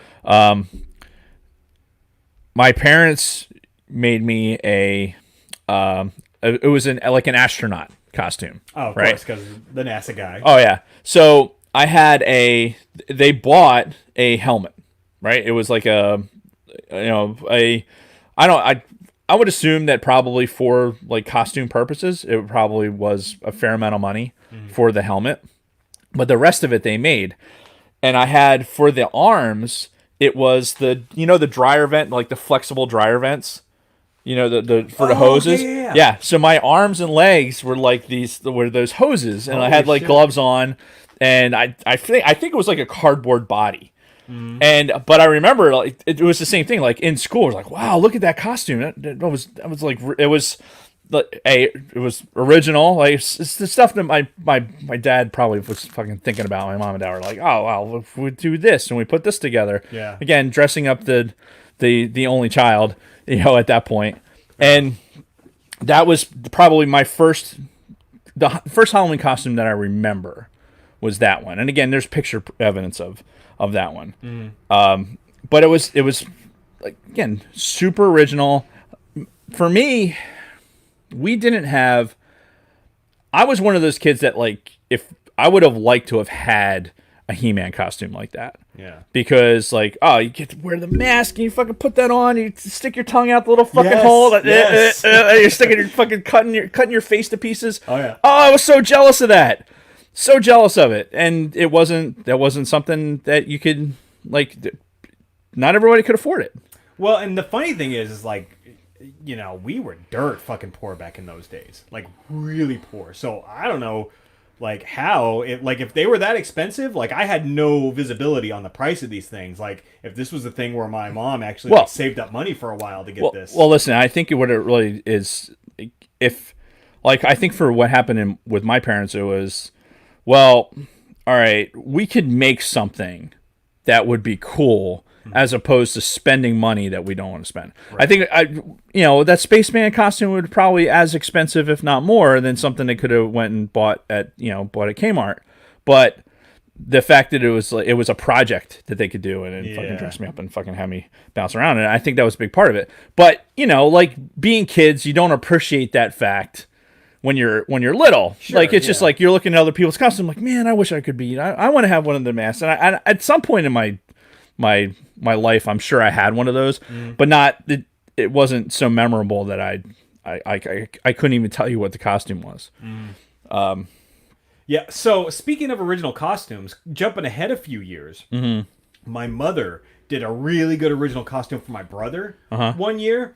I think I was in high school at this point, and you probably have no visibility on this, but you were familiar with the fast food franchise Jack in the Box. I am now, as an adult. They're big on the West Coast and they're big in some parts of the South. But yeah, no presence up here in the Northeast, which blows my fucking mind. Didn't Jack in the Box like kill somebody in California? And then they so the franchise kind of went under. Then it came back. It had like a resurgence later. Maybe I don't know the full history, but I know that like they were always there in my hometown. There was always a few. And they had the mascot, Jack. The guy with the big fucking white bowl head. Yeah. The little hat and the fucking nose. They retired that mascot in the like early 80s, I think it was. Like they did this big ad campaign where they smashed the fucking helmet and it was this whole thing. And then in the early 90s, they brought him back. They brought Jack back, and he's been the face of that fucking company since. Yeah, that's the only way I recognize it, honestly. Yeah, and so... and this was right after he had kind of come back. My mom made a costume for my brother that was Jack. She took like an old fucking like a lamp cover, just like a big, like a light cover like that, but it was big. It was big Uh-huh. enough to go over a kid's head, and it was white and it was round. And she made the fucking eyes. She, cut a little mouth hole, cut a little eye holes. She did the nose, the hat, the whole shebang. Wow. She got my brother like a fucking blue suit to wear with it, and she did this awesome original costume. Excuse me. That was Jack from Jack in the Box. So yeah, we did do stuff like that too, or at least my mom did for us, and that's the one that I still really remember. My brother had that mask for years afterwards too. He kept it on like his dresser. So the best. Honestly, the only reason to have this conversation for the podcast is it's going to come down to this story. So one year, I forget what year it was. I want to say it was either second or third grade. I don't remember 100%. But Pac-Man was big, right? Oh, okay. And I was super into Pac-Man. Pac-Man, a video game, had the handheld arcade. Oh, it's Pac-Man, right?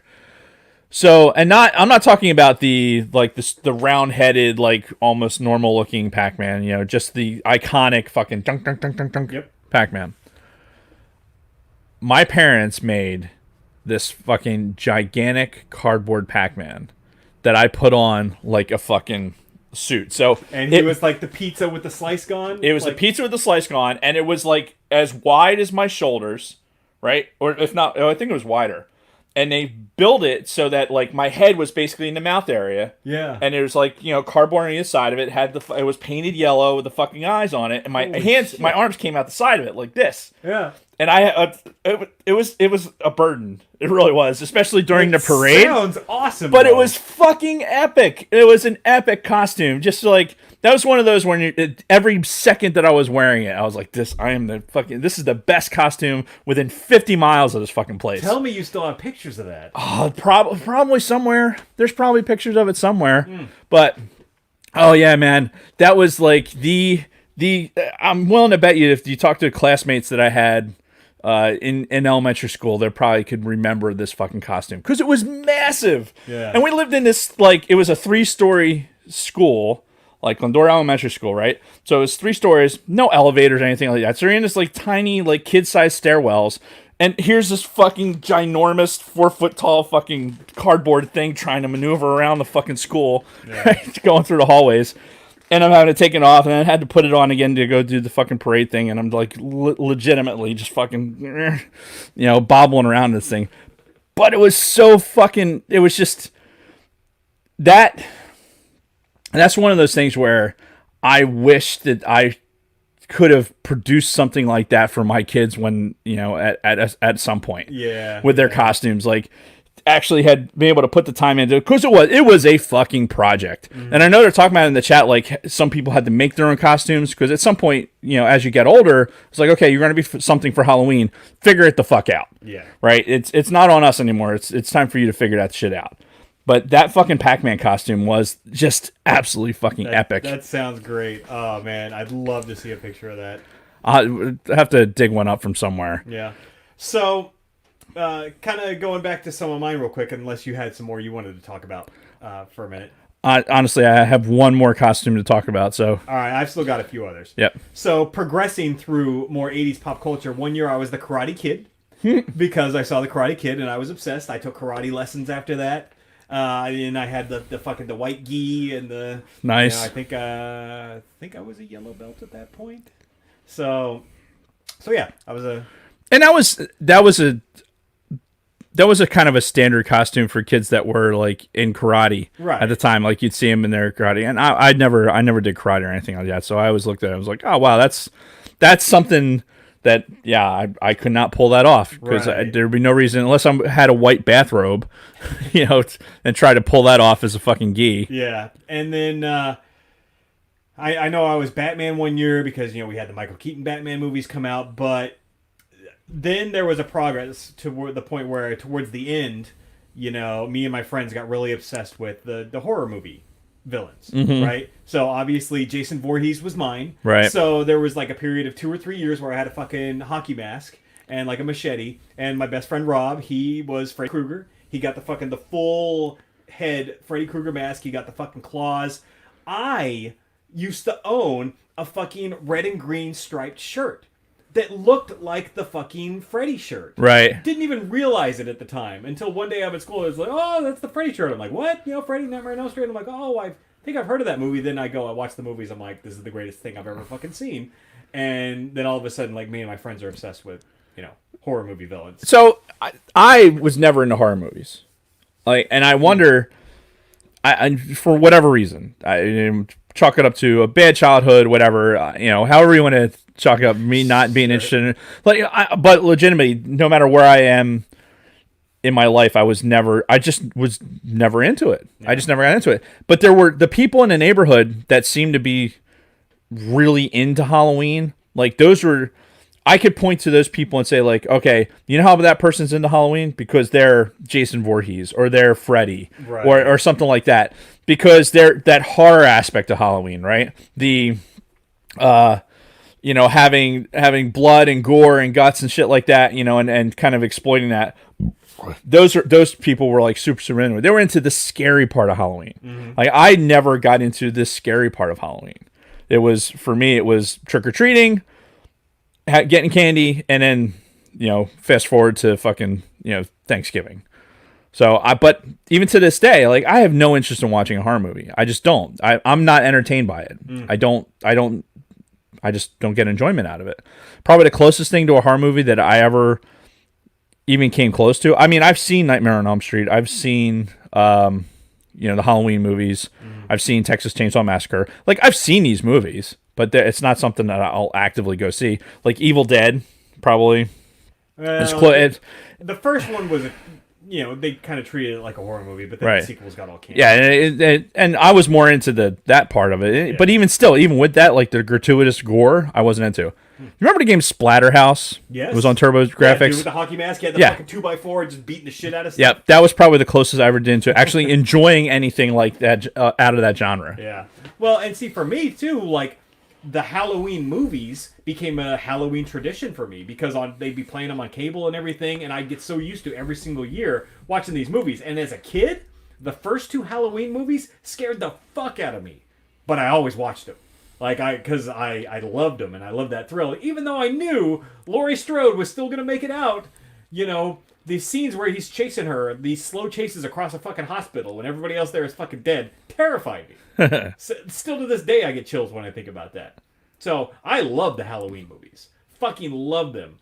To the point where Halloween 6 was the first movie I ever saw by myself in a movie theater.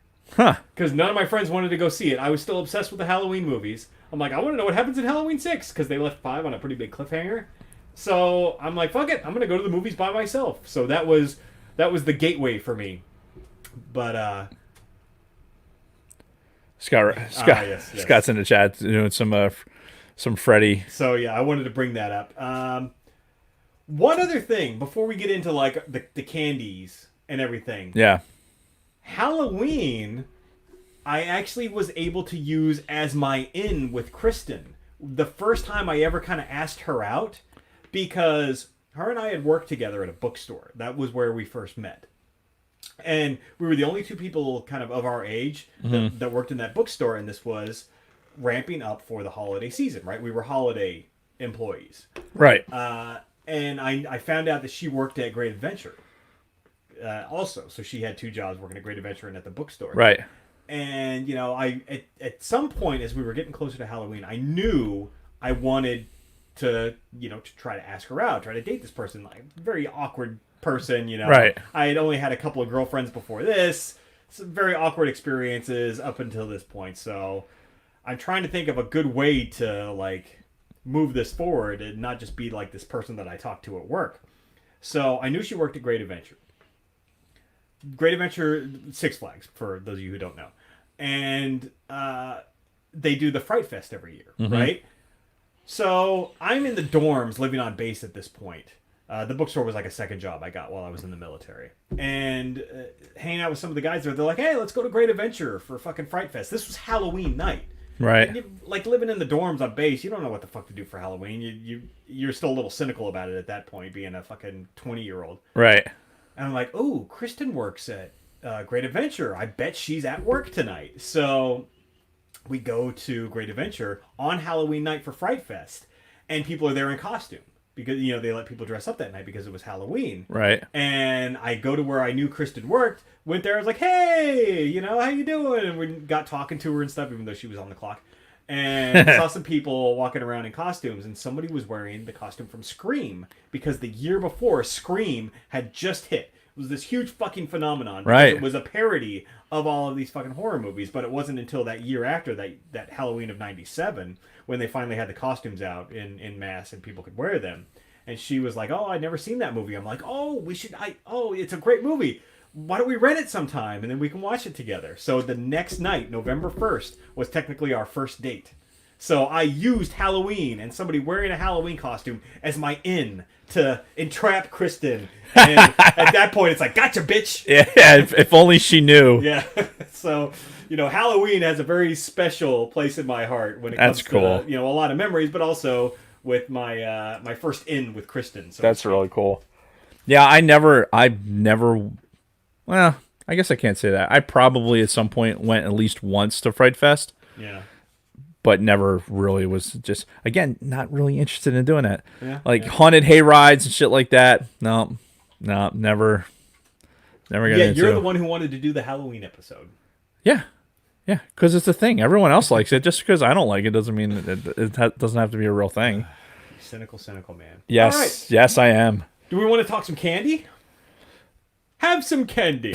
So the last costume that I wanted to talk about. Oh, right. Sorry. For me was was being Luke Skywalker after Return of the Jedi. Oh, Right, nice. getting for my birthday, getting the green lightsaber, which became the nexus of the entirety of the costume. Sure, because then all you just have to get is a full black outfit. Exactly. And one glove. Right, one glove, which I don't even think I wore. Like Michael Jackson. Yeah, stay away, kids.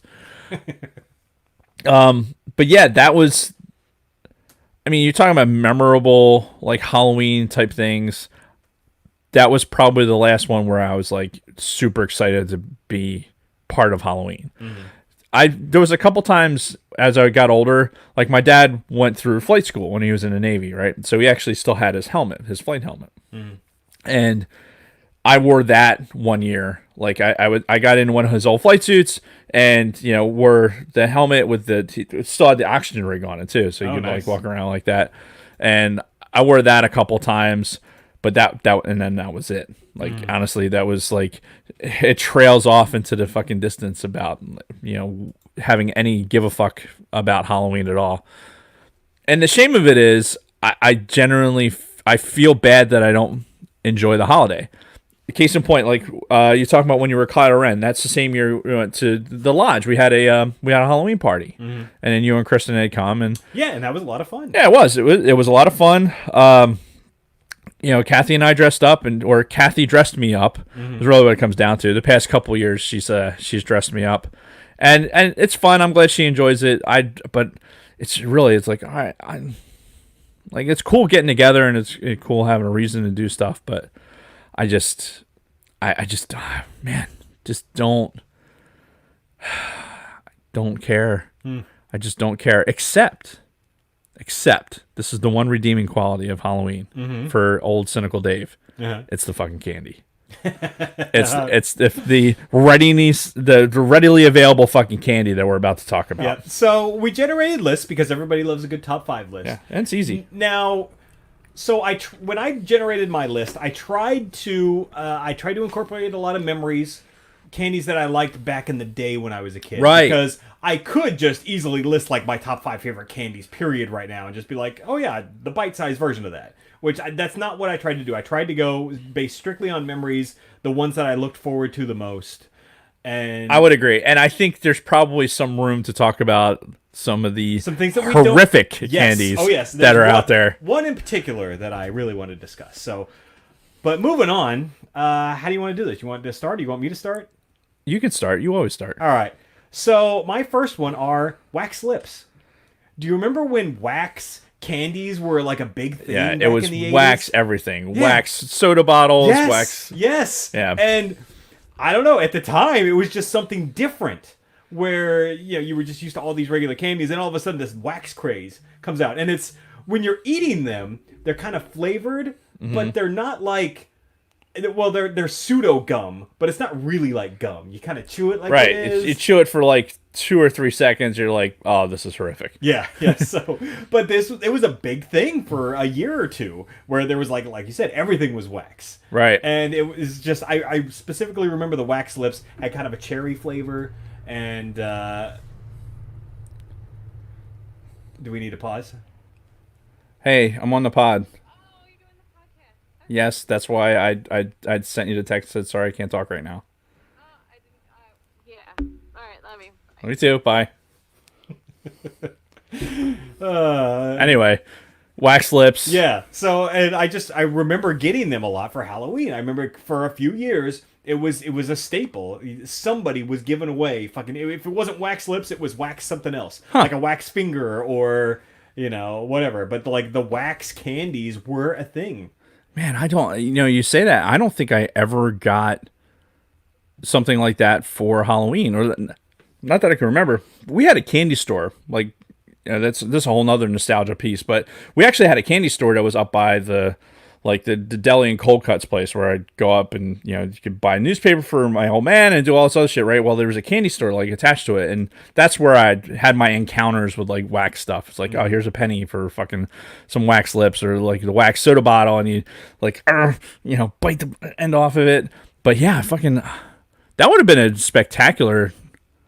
Like how did they even how is that bagged for Halloween? They were just like an individual like clear plastic packages. Yeah. And they just, Cool. yeah.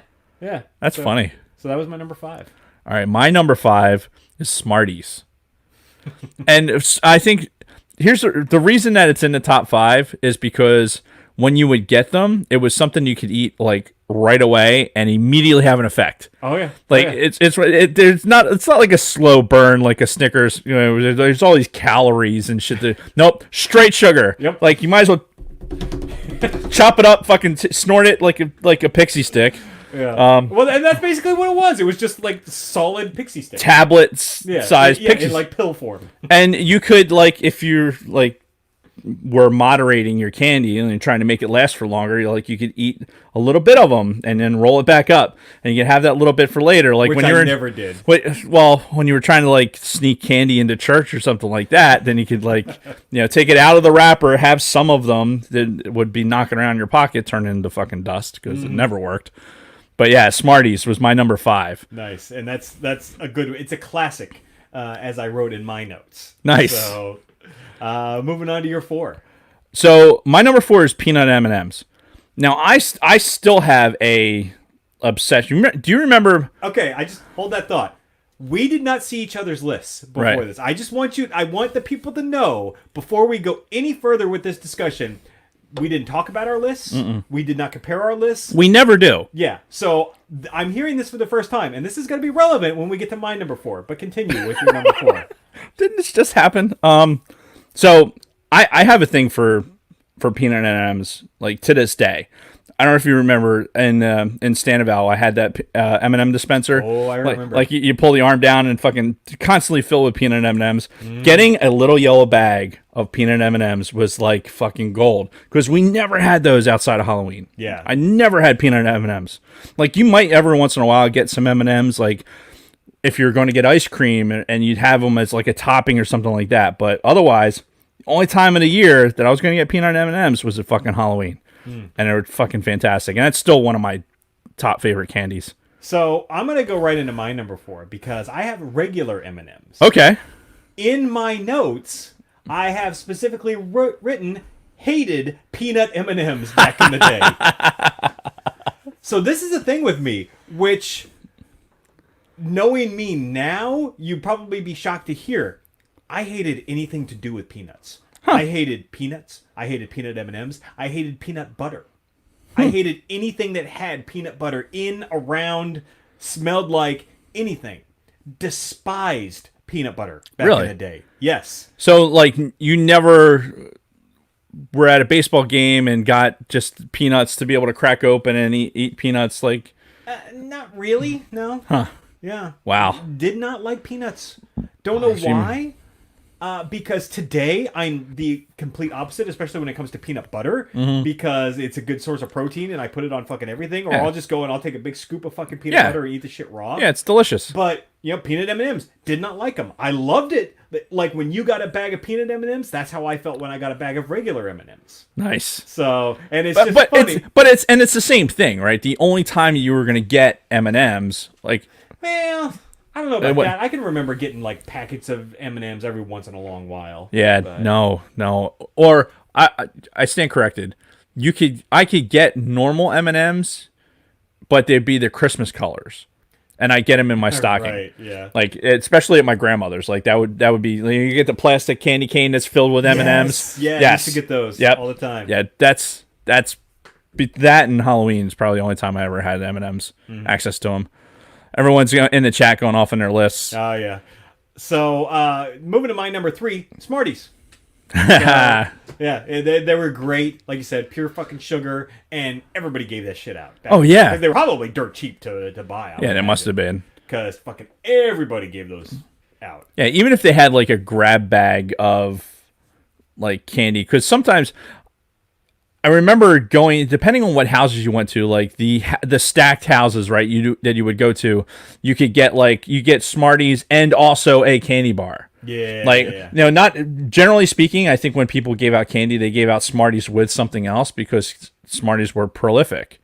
Yeah, but- it depends. Like, coming from a poor area where I was from, that's like the only thing you get at some houses. You go and they one pack of Smarties. Yeah, I just remember Smarties just seemed to be like Smarties. There were enough of them around there where I could get into my candy bag because usually it'd have to be hidden. Like, you'd have to go up somewhere. Otherwise, I'd fucking sit there and I'd be just totally imbibe every fucking piece of candy in the bag. So when I snatch a candy out of there, it seemed like I'd always be able to get Smarties, and you wouldn't know that the Smarties were missing because there's other Smarties in the fucking bag. Right. So it was like one of those where like, well, if I took a Snickers bar, they're gonna know a Snickers bar is gone. But the Smarties, nah, they don't give a shit. That's good. All right, you're number 3. My number 3 is Three Musketeers. So, again, thinking about back in the day, getting which I say Three Musketeers because it's probably going to be something off of my list will be fairly poignant. Three Musketeers was at the time was my top candy bar. Like the silver wrapper, having the silver wrapper, it seemed like it was one or two bites of goodness, as opposed to just like whoomp, being gone, like inhaling a thing of Smarties or a box of Nerds or something like that, Whereas with the Three Musketeers, even at the bite-sized one, the bite size of our time, it felt like it was just a more enjoyable experience, and I just liked it. Like for me, it was like a texture thing, and the chocolate was just right. But Three Musketeers, those were tradable for me. Yeah. Like, oh, you don't want your Three Musketeers? I'll take that. I'm gonna hold all comments on Three Musketeers for right now. That was your number 3, right? That was my number 3. What's your 2? My number 2 is Kit Kats. Okay. So, talking about candies that I still will just demolish today. Kit Kat bars are one of them. Kit Kats are pretty awesome. I saw a picture on Facebook. I think it was yesterday. Somebody had like 6 Kit Kat bars all out of the wrapper, and they all like had them together like a sandwich. Holy and shit! They're fucking taking bites out of it. I'm like, I would do that. Okay, could I have diabetes, please? Just immediately have diabetes. Yeah, but I would totally do that. Oh yeah, Kit Kats. It was again multiple candy. You get in the slim. You'd have. I think when we were kids, there were still 1, as opposed to 4, or was there 2 in the package? I think it was 2. I think I want to say that they have the single ones now for some cheap fuckers. But they're a little bit bigger, maybe, or maybe the normal length. But yeah, I remember that. Well, it's tough because our hands are so much bigger now, right? Exactly. When you're kids, comparing a fucking like a Three Musketeers thing, like a bite-sized Three Musketeers bar, when you were a kid, it's like, oh man, this thing's like seems this big, and now we're like we've got adult hands. Yeah. It's like, wow, this bite size is garbage, man. I want full-size fucking candy bar. I wouldn't know what to do with a full-size candy bar when I was a kid. Yeah. Like there's no way they're going to be allowed to eat the whole thing. Right. And B, I don't know that I could. I'd probably fucking go into some sort of coma if I had a full size Three Musketeers bar. Kit Kat though, I could put away some Kit Kats. Yeah. Kit Kat's really fucking good. Really good choice. So that was your 2? That is my 2. All right, my 2. Candy corn. My comment in here is fuck the haters. I know there are a lot of people out there who don't like fucking candy corn, and you can go fuck yourselves because candy corn is awesome. So, how did you get candy corn? Loose? No, it came in those little clear plastic packs that had like 8 fucking candy corns in it. Or that was the thing that families would buy. They'd buy a fucking bag of candy corn, get a bowl on the fucking table, brrr, Yes. pour it all in there, and every once in a while in passing, you could, Right. take a couple of candy corn. I never got candy corn in some individualized package. Really? Candy corn was something that you got like a handful of. Like you said, I am not going to sit here and tell you that candy corn is the worst ever. I'm not one of those people because I remember, like you said, you can get a bag of candy corn fairly inexpensive, and you could have a bowl of it in the house to just be able to like, oh, can I have a piece of candy? And you could have a couple pieces of candy. Yeah. And I remember distinctly, I'd bite into each section because you got your 3 colors. Yes, I would do that too. Like, I'd bite the yellow tip off first, Yep. then you bite the red middle part off, Yep. and then the... and it's a way to enjoy it just a little bit longer. So I'm not saying that I don't like. I won't eat candy corn now. I mean, if it had it in front of me, I'd probably eat it. Yeah. But I'm not going to go out of my way to get candy corn because it was something that I had a lot of. It's something that we had in the house that I could have around that time of year. But the experience of getting it, having it given to me, like at door to door, if we did get it, it would like somebody just would toss a handful of it into your bag. Like that's how you got it. So you didn't get them in individual No. wrappers, huh? No. Weird. And I think everybody in my neighborhood bought the fucking Brax candy corn giant bag of it and just fucking here you go. It's like just fucking sling it out there.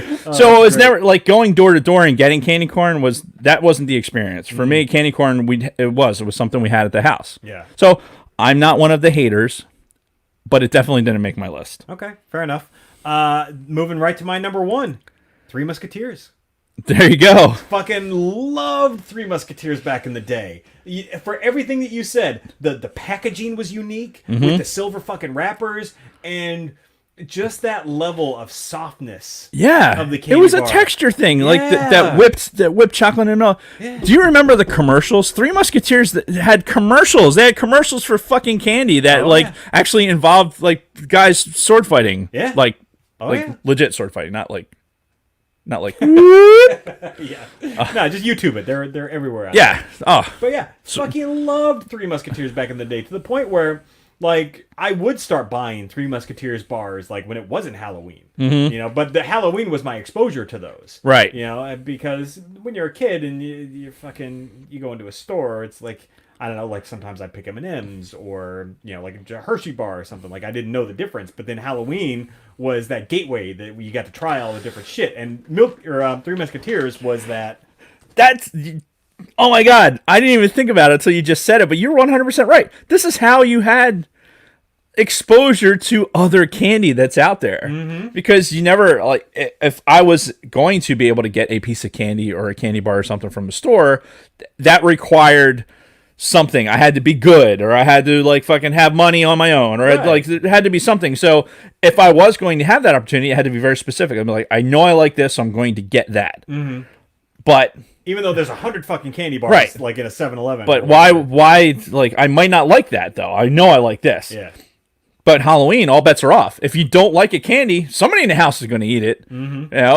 So it was the gateway. It's like, oh, here's where Snickers bar is. Here's our Three Musketeers. Here's my number 1, Reese's Peanut Butter Cup. So you already went on your little rant about all things peanuts, right? Well, yeah, and this was back then. Like now, I love them. I love peanut butter. Reese's. It's the perfect candy. The only thing that We're gonna get there, Scott. Don't you worry. The only thing that it's just a perfect candy. I don't tolerate milk chocolate as well, like now. It for whatever reason, right? Just a little lactose intolerance, whatever. So if I have to be really moderate or really moderate my milk chocolate intake. But you give me a fucking Reese's peanut butter cup, I and get one of those 4-packs. Like, we're adults, we can afford the king size candy. Oh yeah, well, have you seen the thick ones now? Oh, yeah. They're like a hockey puck. Oh yeah, but I mean, let's fast forward to Easter time frame when Reese's had the fucking eggs, the giant yeah. Reese's peanut butter cup eggs that you could get. Oh my god! But Reese's peanut butter cup was. If I wasn't going to trade for a Three Musketeers, I'd trade everything. I would trade 50 Snickers bars for a Reese's peanut butter cup. I'm not saying the Snickers bars aren't good. In fact, I'm shocked between the two of us that it's not on a top 5 list. Well, it had peanuts in it. Well, never. Yeah, never a that makes favorite of mine. it makes sense. It makes sense now. I mean, but I liked Snickers bars. Don't get me wrong. Not enough to make my top 5. Yeah. In fact, so many other people liked them. Like, that Snickers bar might be worth 2 fucking Reese's peanut butter cups at somebody else's shit. Like, all right, fool, you want to trade? Cool. Have all those empty calories. I'm going to take peanut butter, fucking nougat, and chocolate. Yes, please. I will take that every fucking day of the week. And I don't know that I would have ever had exposure to Reese's peanut butter cups except for fucking Halloween. Yeah. Because that's when you can get them. And they're perfectly packaged individually. Yeah, like yeah. this, it doesn't like, it's not bite sized. You know, you're getting the actual. It's a full cup. Yeah, you're getting the actual the cup. Oh my god, so good, so good. I love me some Reese's peanut butter cups. So we have to give a not so honorable mention. All right. Scott already brought it up in the chat, and I actually brought up the image on Facebook because I think Scott also posted this image a couple weeks ago. Yes. They're called, I guess, peanut butter kisses, not to be confused with like Hershey kisses. They were No, not no. made by Hershey. They came in the orange and the black wrappers or brown wrappers. Awful. No, they were probably black at one point, but since nobody actually fucking eats them, they probably turn brown after a while. And this was the bullshit that probably the most poor people got. Like they bought the bags with all this fucking horse shit, and they'd give you like 1 or 2 of those. Never fucking touched them. I think I tried them once or twice. They can fuck this candy. And whenever I would get it for Halloween, I'd either give it away or throw it away. Yeah, those would get thrown away. Yeah. I don't know anybody that would. In fact, it wasn't like, because my neighborhood wasn't exactly that highfalutin or anything. Yeah. But those were usually given out by people who didn't want kids to have happiness. That's really what it comes down to. It's like, how I want a kid to come to my door and I want them to feel like, hey, I had a pleasant experience. They gave me a little bit of happiness. Right. The fuckers, they put this in your fucking sack. They're like, fuck these kids. Fuck your kids. Get the fuck off my lawn. Here, have the worst candy ever. Yeah, Don't come back. Yeah. And then, oh, by the way, I didn't give them all away last year, so here's last year's candy again. Which the other deserving mention is that fucking circus peanut bullshit. Yeah. Like, what was that? It was like almost like styrofoam. It was some sort of marshmallowy fucking some. I guess. It reminded me of a saltwater taffy, except like with air in it. And it was, yeah, and like it was like, it reminds me of like the fucking styrofoam earplugs that we use. You know, you could squish it and it would come back to its form. And it's like, what is this? Yeah, and they were like fucking flesh colored, like this pink flesh color looking thing. Which, ironically, like if you go to a candy store and you got like those peanuts, like the circus peanuts or whatever, like the branded ones, they actually weren't that bad. But when that fucking shit showed up in your Halloween candy, fuck you, fuck your peanut butter cup kisses, whatever the fuck they tried to pass that off as. Like, yeah, that was the type of shit. Because it was like, how can something sit in open air? Because they were never in a package. Right. Like, they're always just fucking banging around the bottom of your fucking sack, right? With some candy corn and some that other bullshit, right? Would get to a point where they'd be too hard to eat, but too soft to be normal. Yeah. Like some weird, like, either maybe they were using it at the caulking that you put around a fucking bathroom or something like that. Just like, all right, melt it down. Yeah, let's melt this down, seal the tub up with it, fucking be perfect. Oh God, those things, and the money, like people that would give like a little, a little thing of money. The coins. I remember No. I'm talking about cash money. Oh. Like pennies and nickels. So there was older people in our neighborhood that like kids would come to the door and they wouldn't buy candy probably because they'd probably go into some sort of coma if they had candy in the house. So it's like, oh, okay, so they give you a little bit of money. And you go, I don't know, you can go out trick-or-treating for 6 hours. Or what seemed like 6 hours, right? You come back, you're fucking exhausted. You know, you've already the fucking string is broken on your fucking mask, or you half your costume's fucking gone. Yeah. All you're doing is basically carrying around a sack, and you count up all this money, like, oh, you know, a bunch of people gave me money, right? And it would add up to like 17 cents. Like it was like, I'd rather you not give anything. Than give me, even as an 8-year-old, like 17 cents. Like, really? What am I going to do with this? Like, you only get so much penny candy. And guess what? I have this plethora of candy. I don't need penny candy right now. I have all of this. I don't need wax lips. I got fucking 3 Musketeers in this bitch. Yeah. Right? Fuck you on your, like, that shit just irritated me. That was one of those where, like, just shut your door. Right? No, you're not. Turn off the light, shut the door. Yeah. Giving awful candy. Oh, Lunar Girl brought up popcorn balls. They would do that in my neighborhood. Yeah. Like every once in a while you get a fucking popcorn ball, which I actually like. You know, I don't like candy. We didn't talk about candy apples. We didn't really get those where I was. Candy apples were something that would be in and around like the house. Like everyone, I think we get maybe one in the neighborhood, but it would be something like, oh, like maybe they would get made in the house, or you'd get them at a party or something like that. Sure, yeah. People would have candy apples. But the fucking popcorn balls, that's the type of shit where oh, you're looking for razor blades and candy. We didn't even talk about, like, when we were kids, they still talk about it now. Yeah. But, like, people putting shit into candy, like, what? And I wonder how, like, in hindsight, how prolific that really was. Or was it a very isolated thing where it happened once or twice, it got blown up, as a big fucking national story, and then for the next fucking 3 decades... Parents, make sure you check your kids' food. Or yeah, check your kids' candy. It proliferates now. I mean, check your candy, right? It was always a thing. It had to have been a thing to a point where I know there was like X-ray machines at one point. Yeah. You could be able to go take your stuff up to the police station and they'd fucking X-ray it, or they'd put it through a metal detector or something to make sure there wasn't anything in there. But I mean, again, was it that prolific? Were there really that many people fucking with kids' candy? I don't know. Honestly, I don't have any metrics on that. I mean, if for me, like, all right, fuck you and your kids, guess what?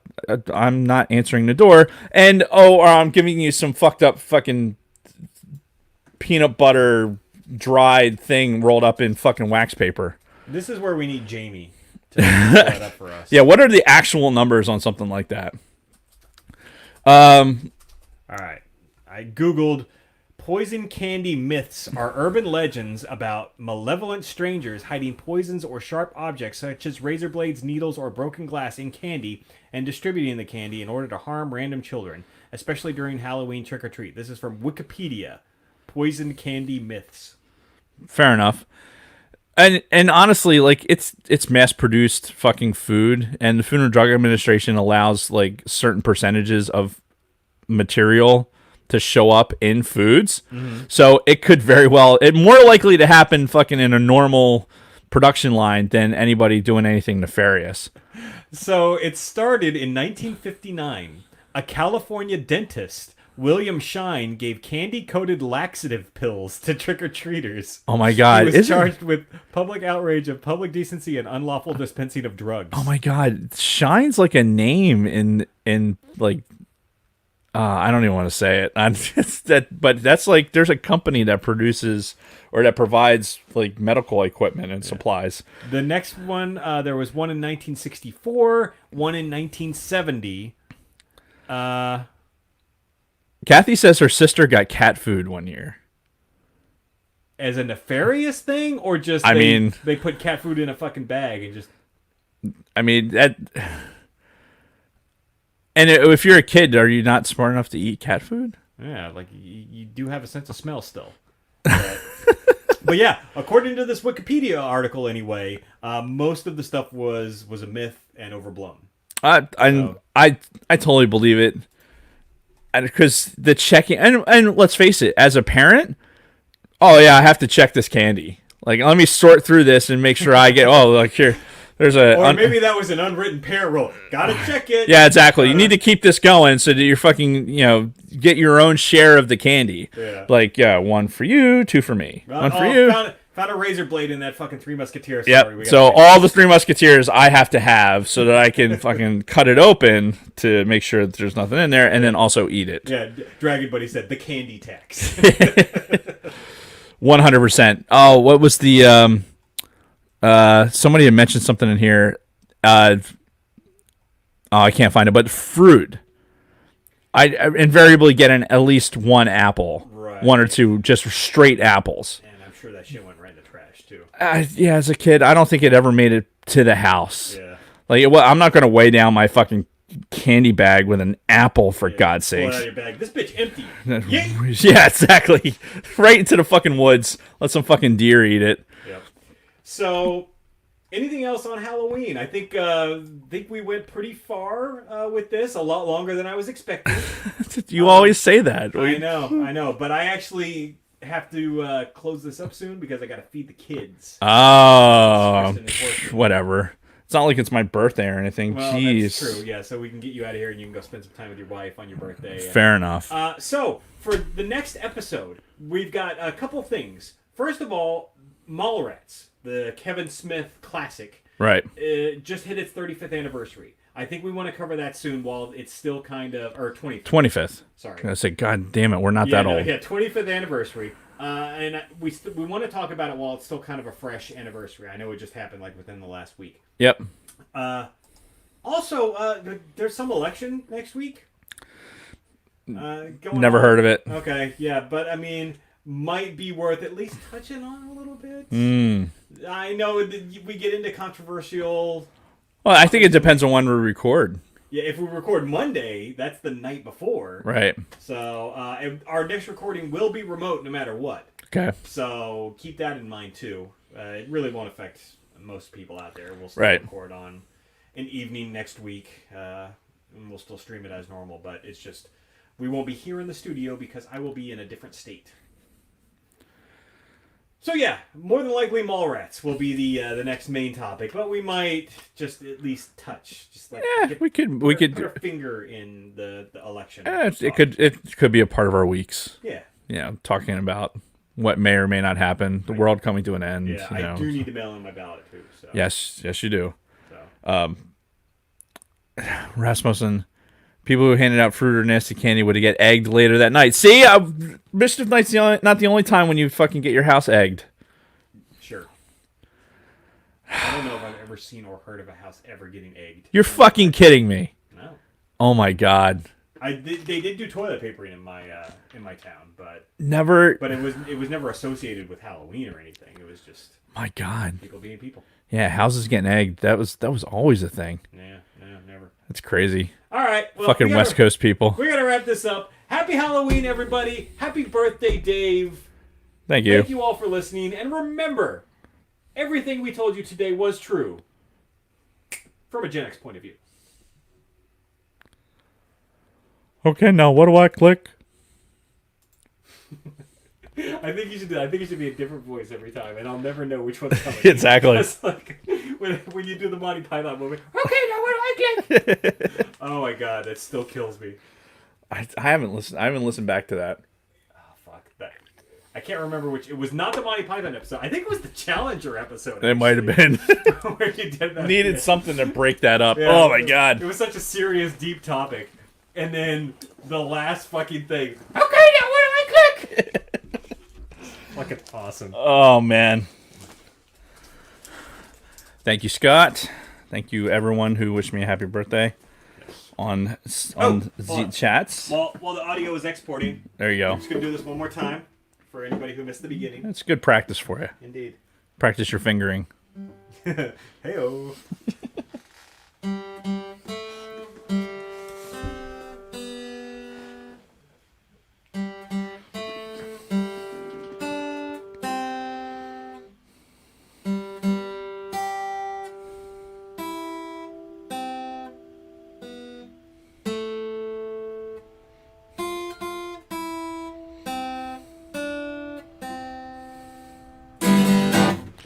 Troy Taylor said faster. I can't. That's the best I can do. Well, you know what you do? Go rewind to YouTube and then just like Play in double speed. play in double speed. Yeah. You know, There you go. be almost unintelligible. Yep. Repeating up to 10. Oh, he's giving you tips. Oh. Repeat it and up tempo each time daily. Okay. I could try that. I'm still learning. Like, I haven't had nearly as much time to put into guitar as I've been able to put into piano, so the progress is slow. I don't know how you could do it at all. Like, do both, try and learn both at the same time. They're very different. Yeah, I would think that, like, just two different sets of muscle memories that you'd be trying to generate, and Yeah. I think I'd probably short something out. The guitar chords especially, like, your hand is contorting into, like, these weird shapes that it's never made before. Right. It's fucking strange. And it's difficult, too. It's, like, difficult because you got to go from one chord to another, and then back, and... Well, I know Keith Lehman had talked about, I think he mentioned it, like, last week, was saying that I guess they have, like, strengthening exercises, like finger strengthening exercises. I wouldn't know where to find something like that. Internet. Yeah. Or take a tennis ball and just practice pushing your fingertips into the tennis ball, because the tennis ball will collapse if you put enough tension into it. Yeah. Probably even something like that, I'd imagine. I don't know.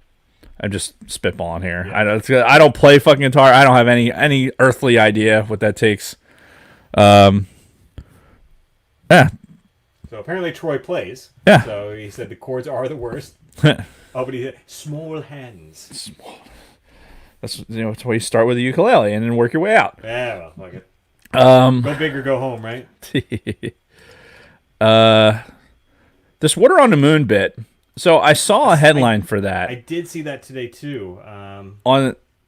It's interesting. I haven't read anything about it, because at the same time they were talking about Water on the Moon, they're also saying that the possibility of some sort of life on Venus may have been not misreported, but just like they may have misinterpreted the data on that.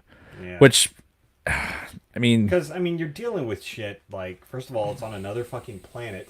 yeah, You can't physically touch it right now. right. You're relying on sensor data that Yeah. is moving at below light speed, so it takes days sometime to get back to you. Yeah, and then we're talking how many millions of years in the past this probably would have happened. Yeah. So What- it's- To me, like, if anything though, water on the moon, like in some form, would not surprise me, just Yeah. because the reality of Earth, the moon being basically a chunk out of the Earth at some point in the formation of it, hence why it has the the tidal lock and everything else. Like, it's at some point, if coming from the same material that supported water at some point, Yeah. then it would make sense that it would be on the moon. But what level, how much better sensors do we have now, or better imagery, that we can identify something like that?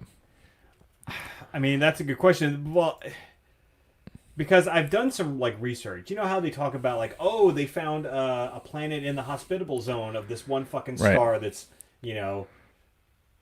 millions of light years away or some whatever shit. Right. I'm like, how? How do you know? And the methods that they use are fucking crazy. It's to see if something's got an atmosphere. It's like reflections of light at a certain fucking Yeah, you're measuring wavelength of the light that as you see it, and it's however fucking old it is, yeah. and identifying what actually is in the Goldilocks zone. And again, the Goldilocks zone is more supported about life as we know it, not Right. necessarily about life in general. So I think for us as humans, we look at the Goldilocks zone as like, if we could be there, could we survive? Right. Would that be in an area? Because Right, because it's a temperature thing, atmosphere. Yeah. Obviously, can it have liquid water? Right. That's a big thing. right, breathable atmosphere, liquid water, all of these things, metallic properties, and just I saw it. It gets me every time when I see it. I saw today that it was a picture of what Saturn would look like if it was like as close as the moon is. If you can imagine how giant that fucking thing would be in the sky. And physically, we know that the fucking Earth would be tidally torn apart if there was an object that close to it. Yeah. So it's not necessarily like an apples to apples thing, but how fucking cool would it be to be able to like look out at the night sky and see something so like another planet that close? Because now for us, like Venus is one of the brightest things in the sky, but that's relatively small. Yeah. You know, considering even the sun. I mean, what's the fuck? How far is the sun away? It's like 1 AU, 1 astronomical unit. thanks. What astronomical unit? Am I wrong? You're not wrong. Exactly. You are not wrong. It's no, because Jupiter is like 486,000 miles away. I mean, I could just Google it. Jamie, pull that up. Yeah, Jamie. Enough with the fucking COVID, and pull that shit up. This is Earth and the Sun, 92.385 million miles. Okay. Jupiter is 489.3 million miles. What'd I say? 486. Something like that. You're pretty close. Yeah, close enough.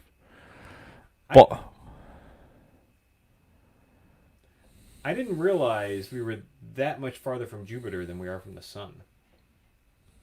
I don't know. It makes sense though. For some reason, I thought it was almost an equidistant type thing. My fucking... No, because I think the Mars is 42.439 million miles. Yeah, that makes sense. Because I think only 1/10 of the fucking distance to Jupiter. yeah, but the asteroid belt, which pretty much divides like the, it's kind of like the dividing rod of the outer edge of the habitable zone, as it were. I think that's almost equidistant. Like, what's that? How far is the asteroid belt? They don't list it in this thing. But How far is? We really need a producer. I know. How far is? Well, thankfully, this is the post show, so like we should not be expected to have any sort of structure or flow or anything like that. This is the after hours. This is for the people who really care. That's right. Well, as I the don't think audio Lunar is, Girl. yeah, as the audio is exporting, how far is the asteroid belt from the? Yeah, from the sun. Or I'm sorry, Kay Olsen. I don't know who that is. Yeah, I see what you're doing there. So the asteroid belt lies between 2.2 and 3.2 astronomical units from our sun. Damn. Well, it's out there. Yeah.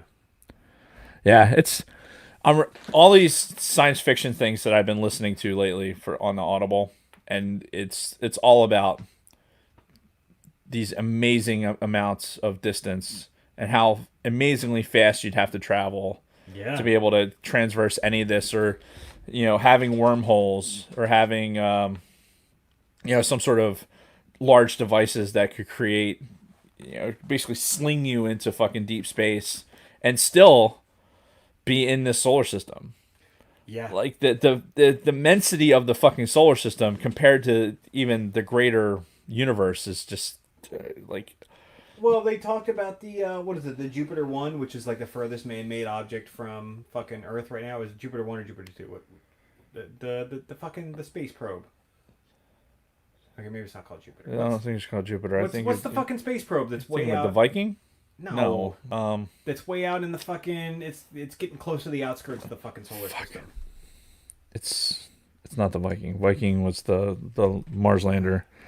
But anyway, they said that at the rate that it's going, it would still have to travel another fucking 76,000 years to get to fucking Alpha Centauri. Voyager. Okay, Voyager 1. Because Voyager 1 and Voyager 2 are both way the fuck out there. Yeah, Voyager 1 is, as of late February of 18, when I retired, 13 billion miles from Earth. Yeah, and it's moving at like 13 kilometers a second or some shit right now. And it would still, at that fucking pace, imagine 13 kilometers in a second. And at that speed, it wouldn't get to the next star for like 70-something thousand years. You think of it, this thing has operated for 43 years. Mm-hmm. 1 month and 21 days from today. Yeah. 43 years, just fucking second star to the left and straight on till morning type shit. Yeah. And it's just, yeah. Yeah, just imagining that.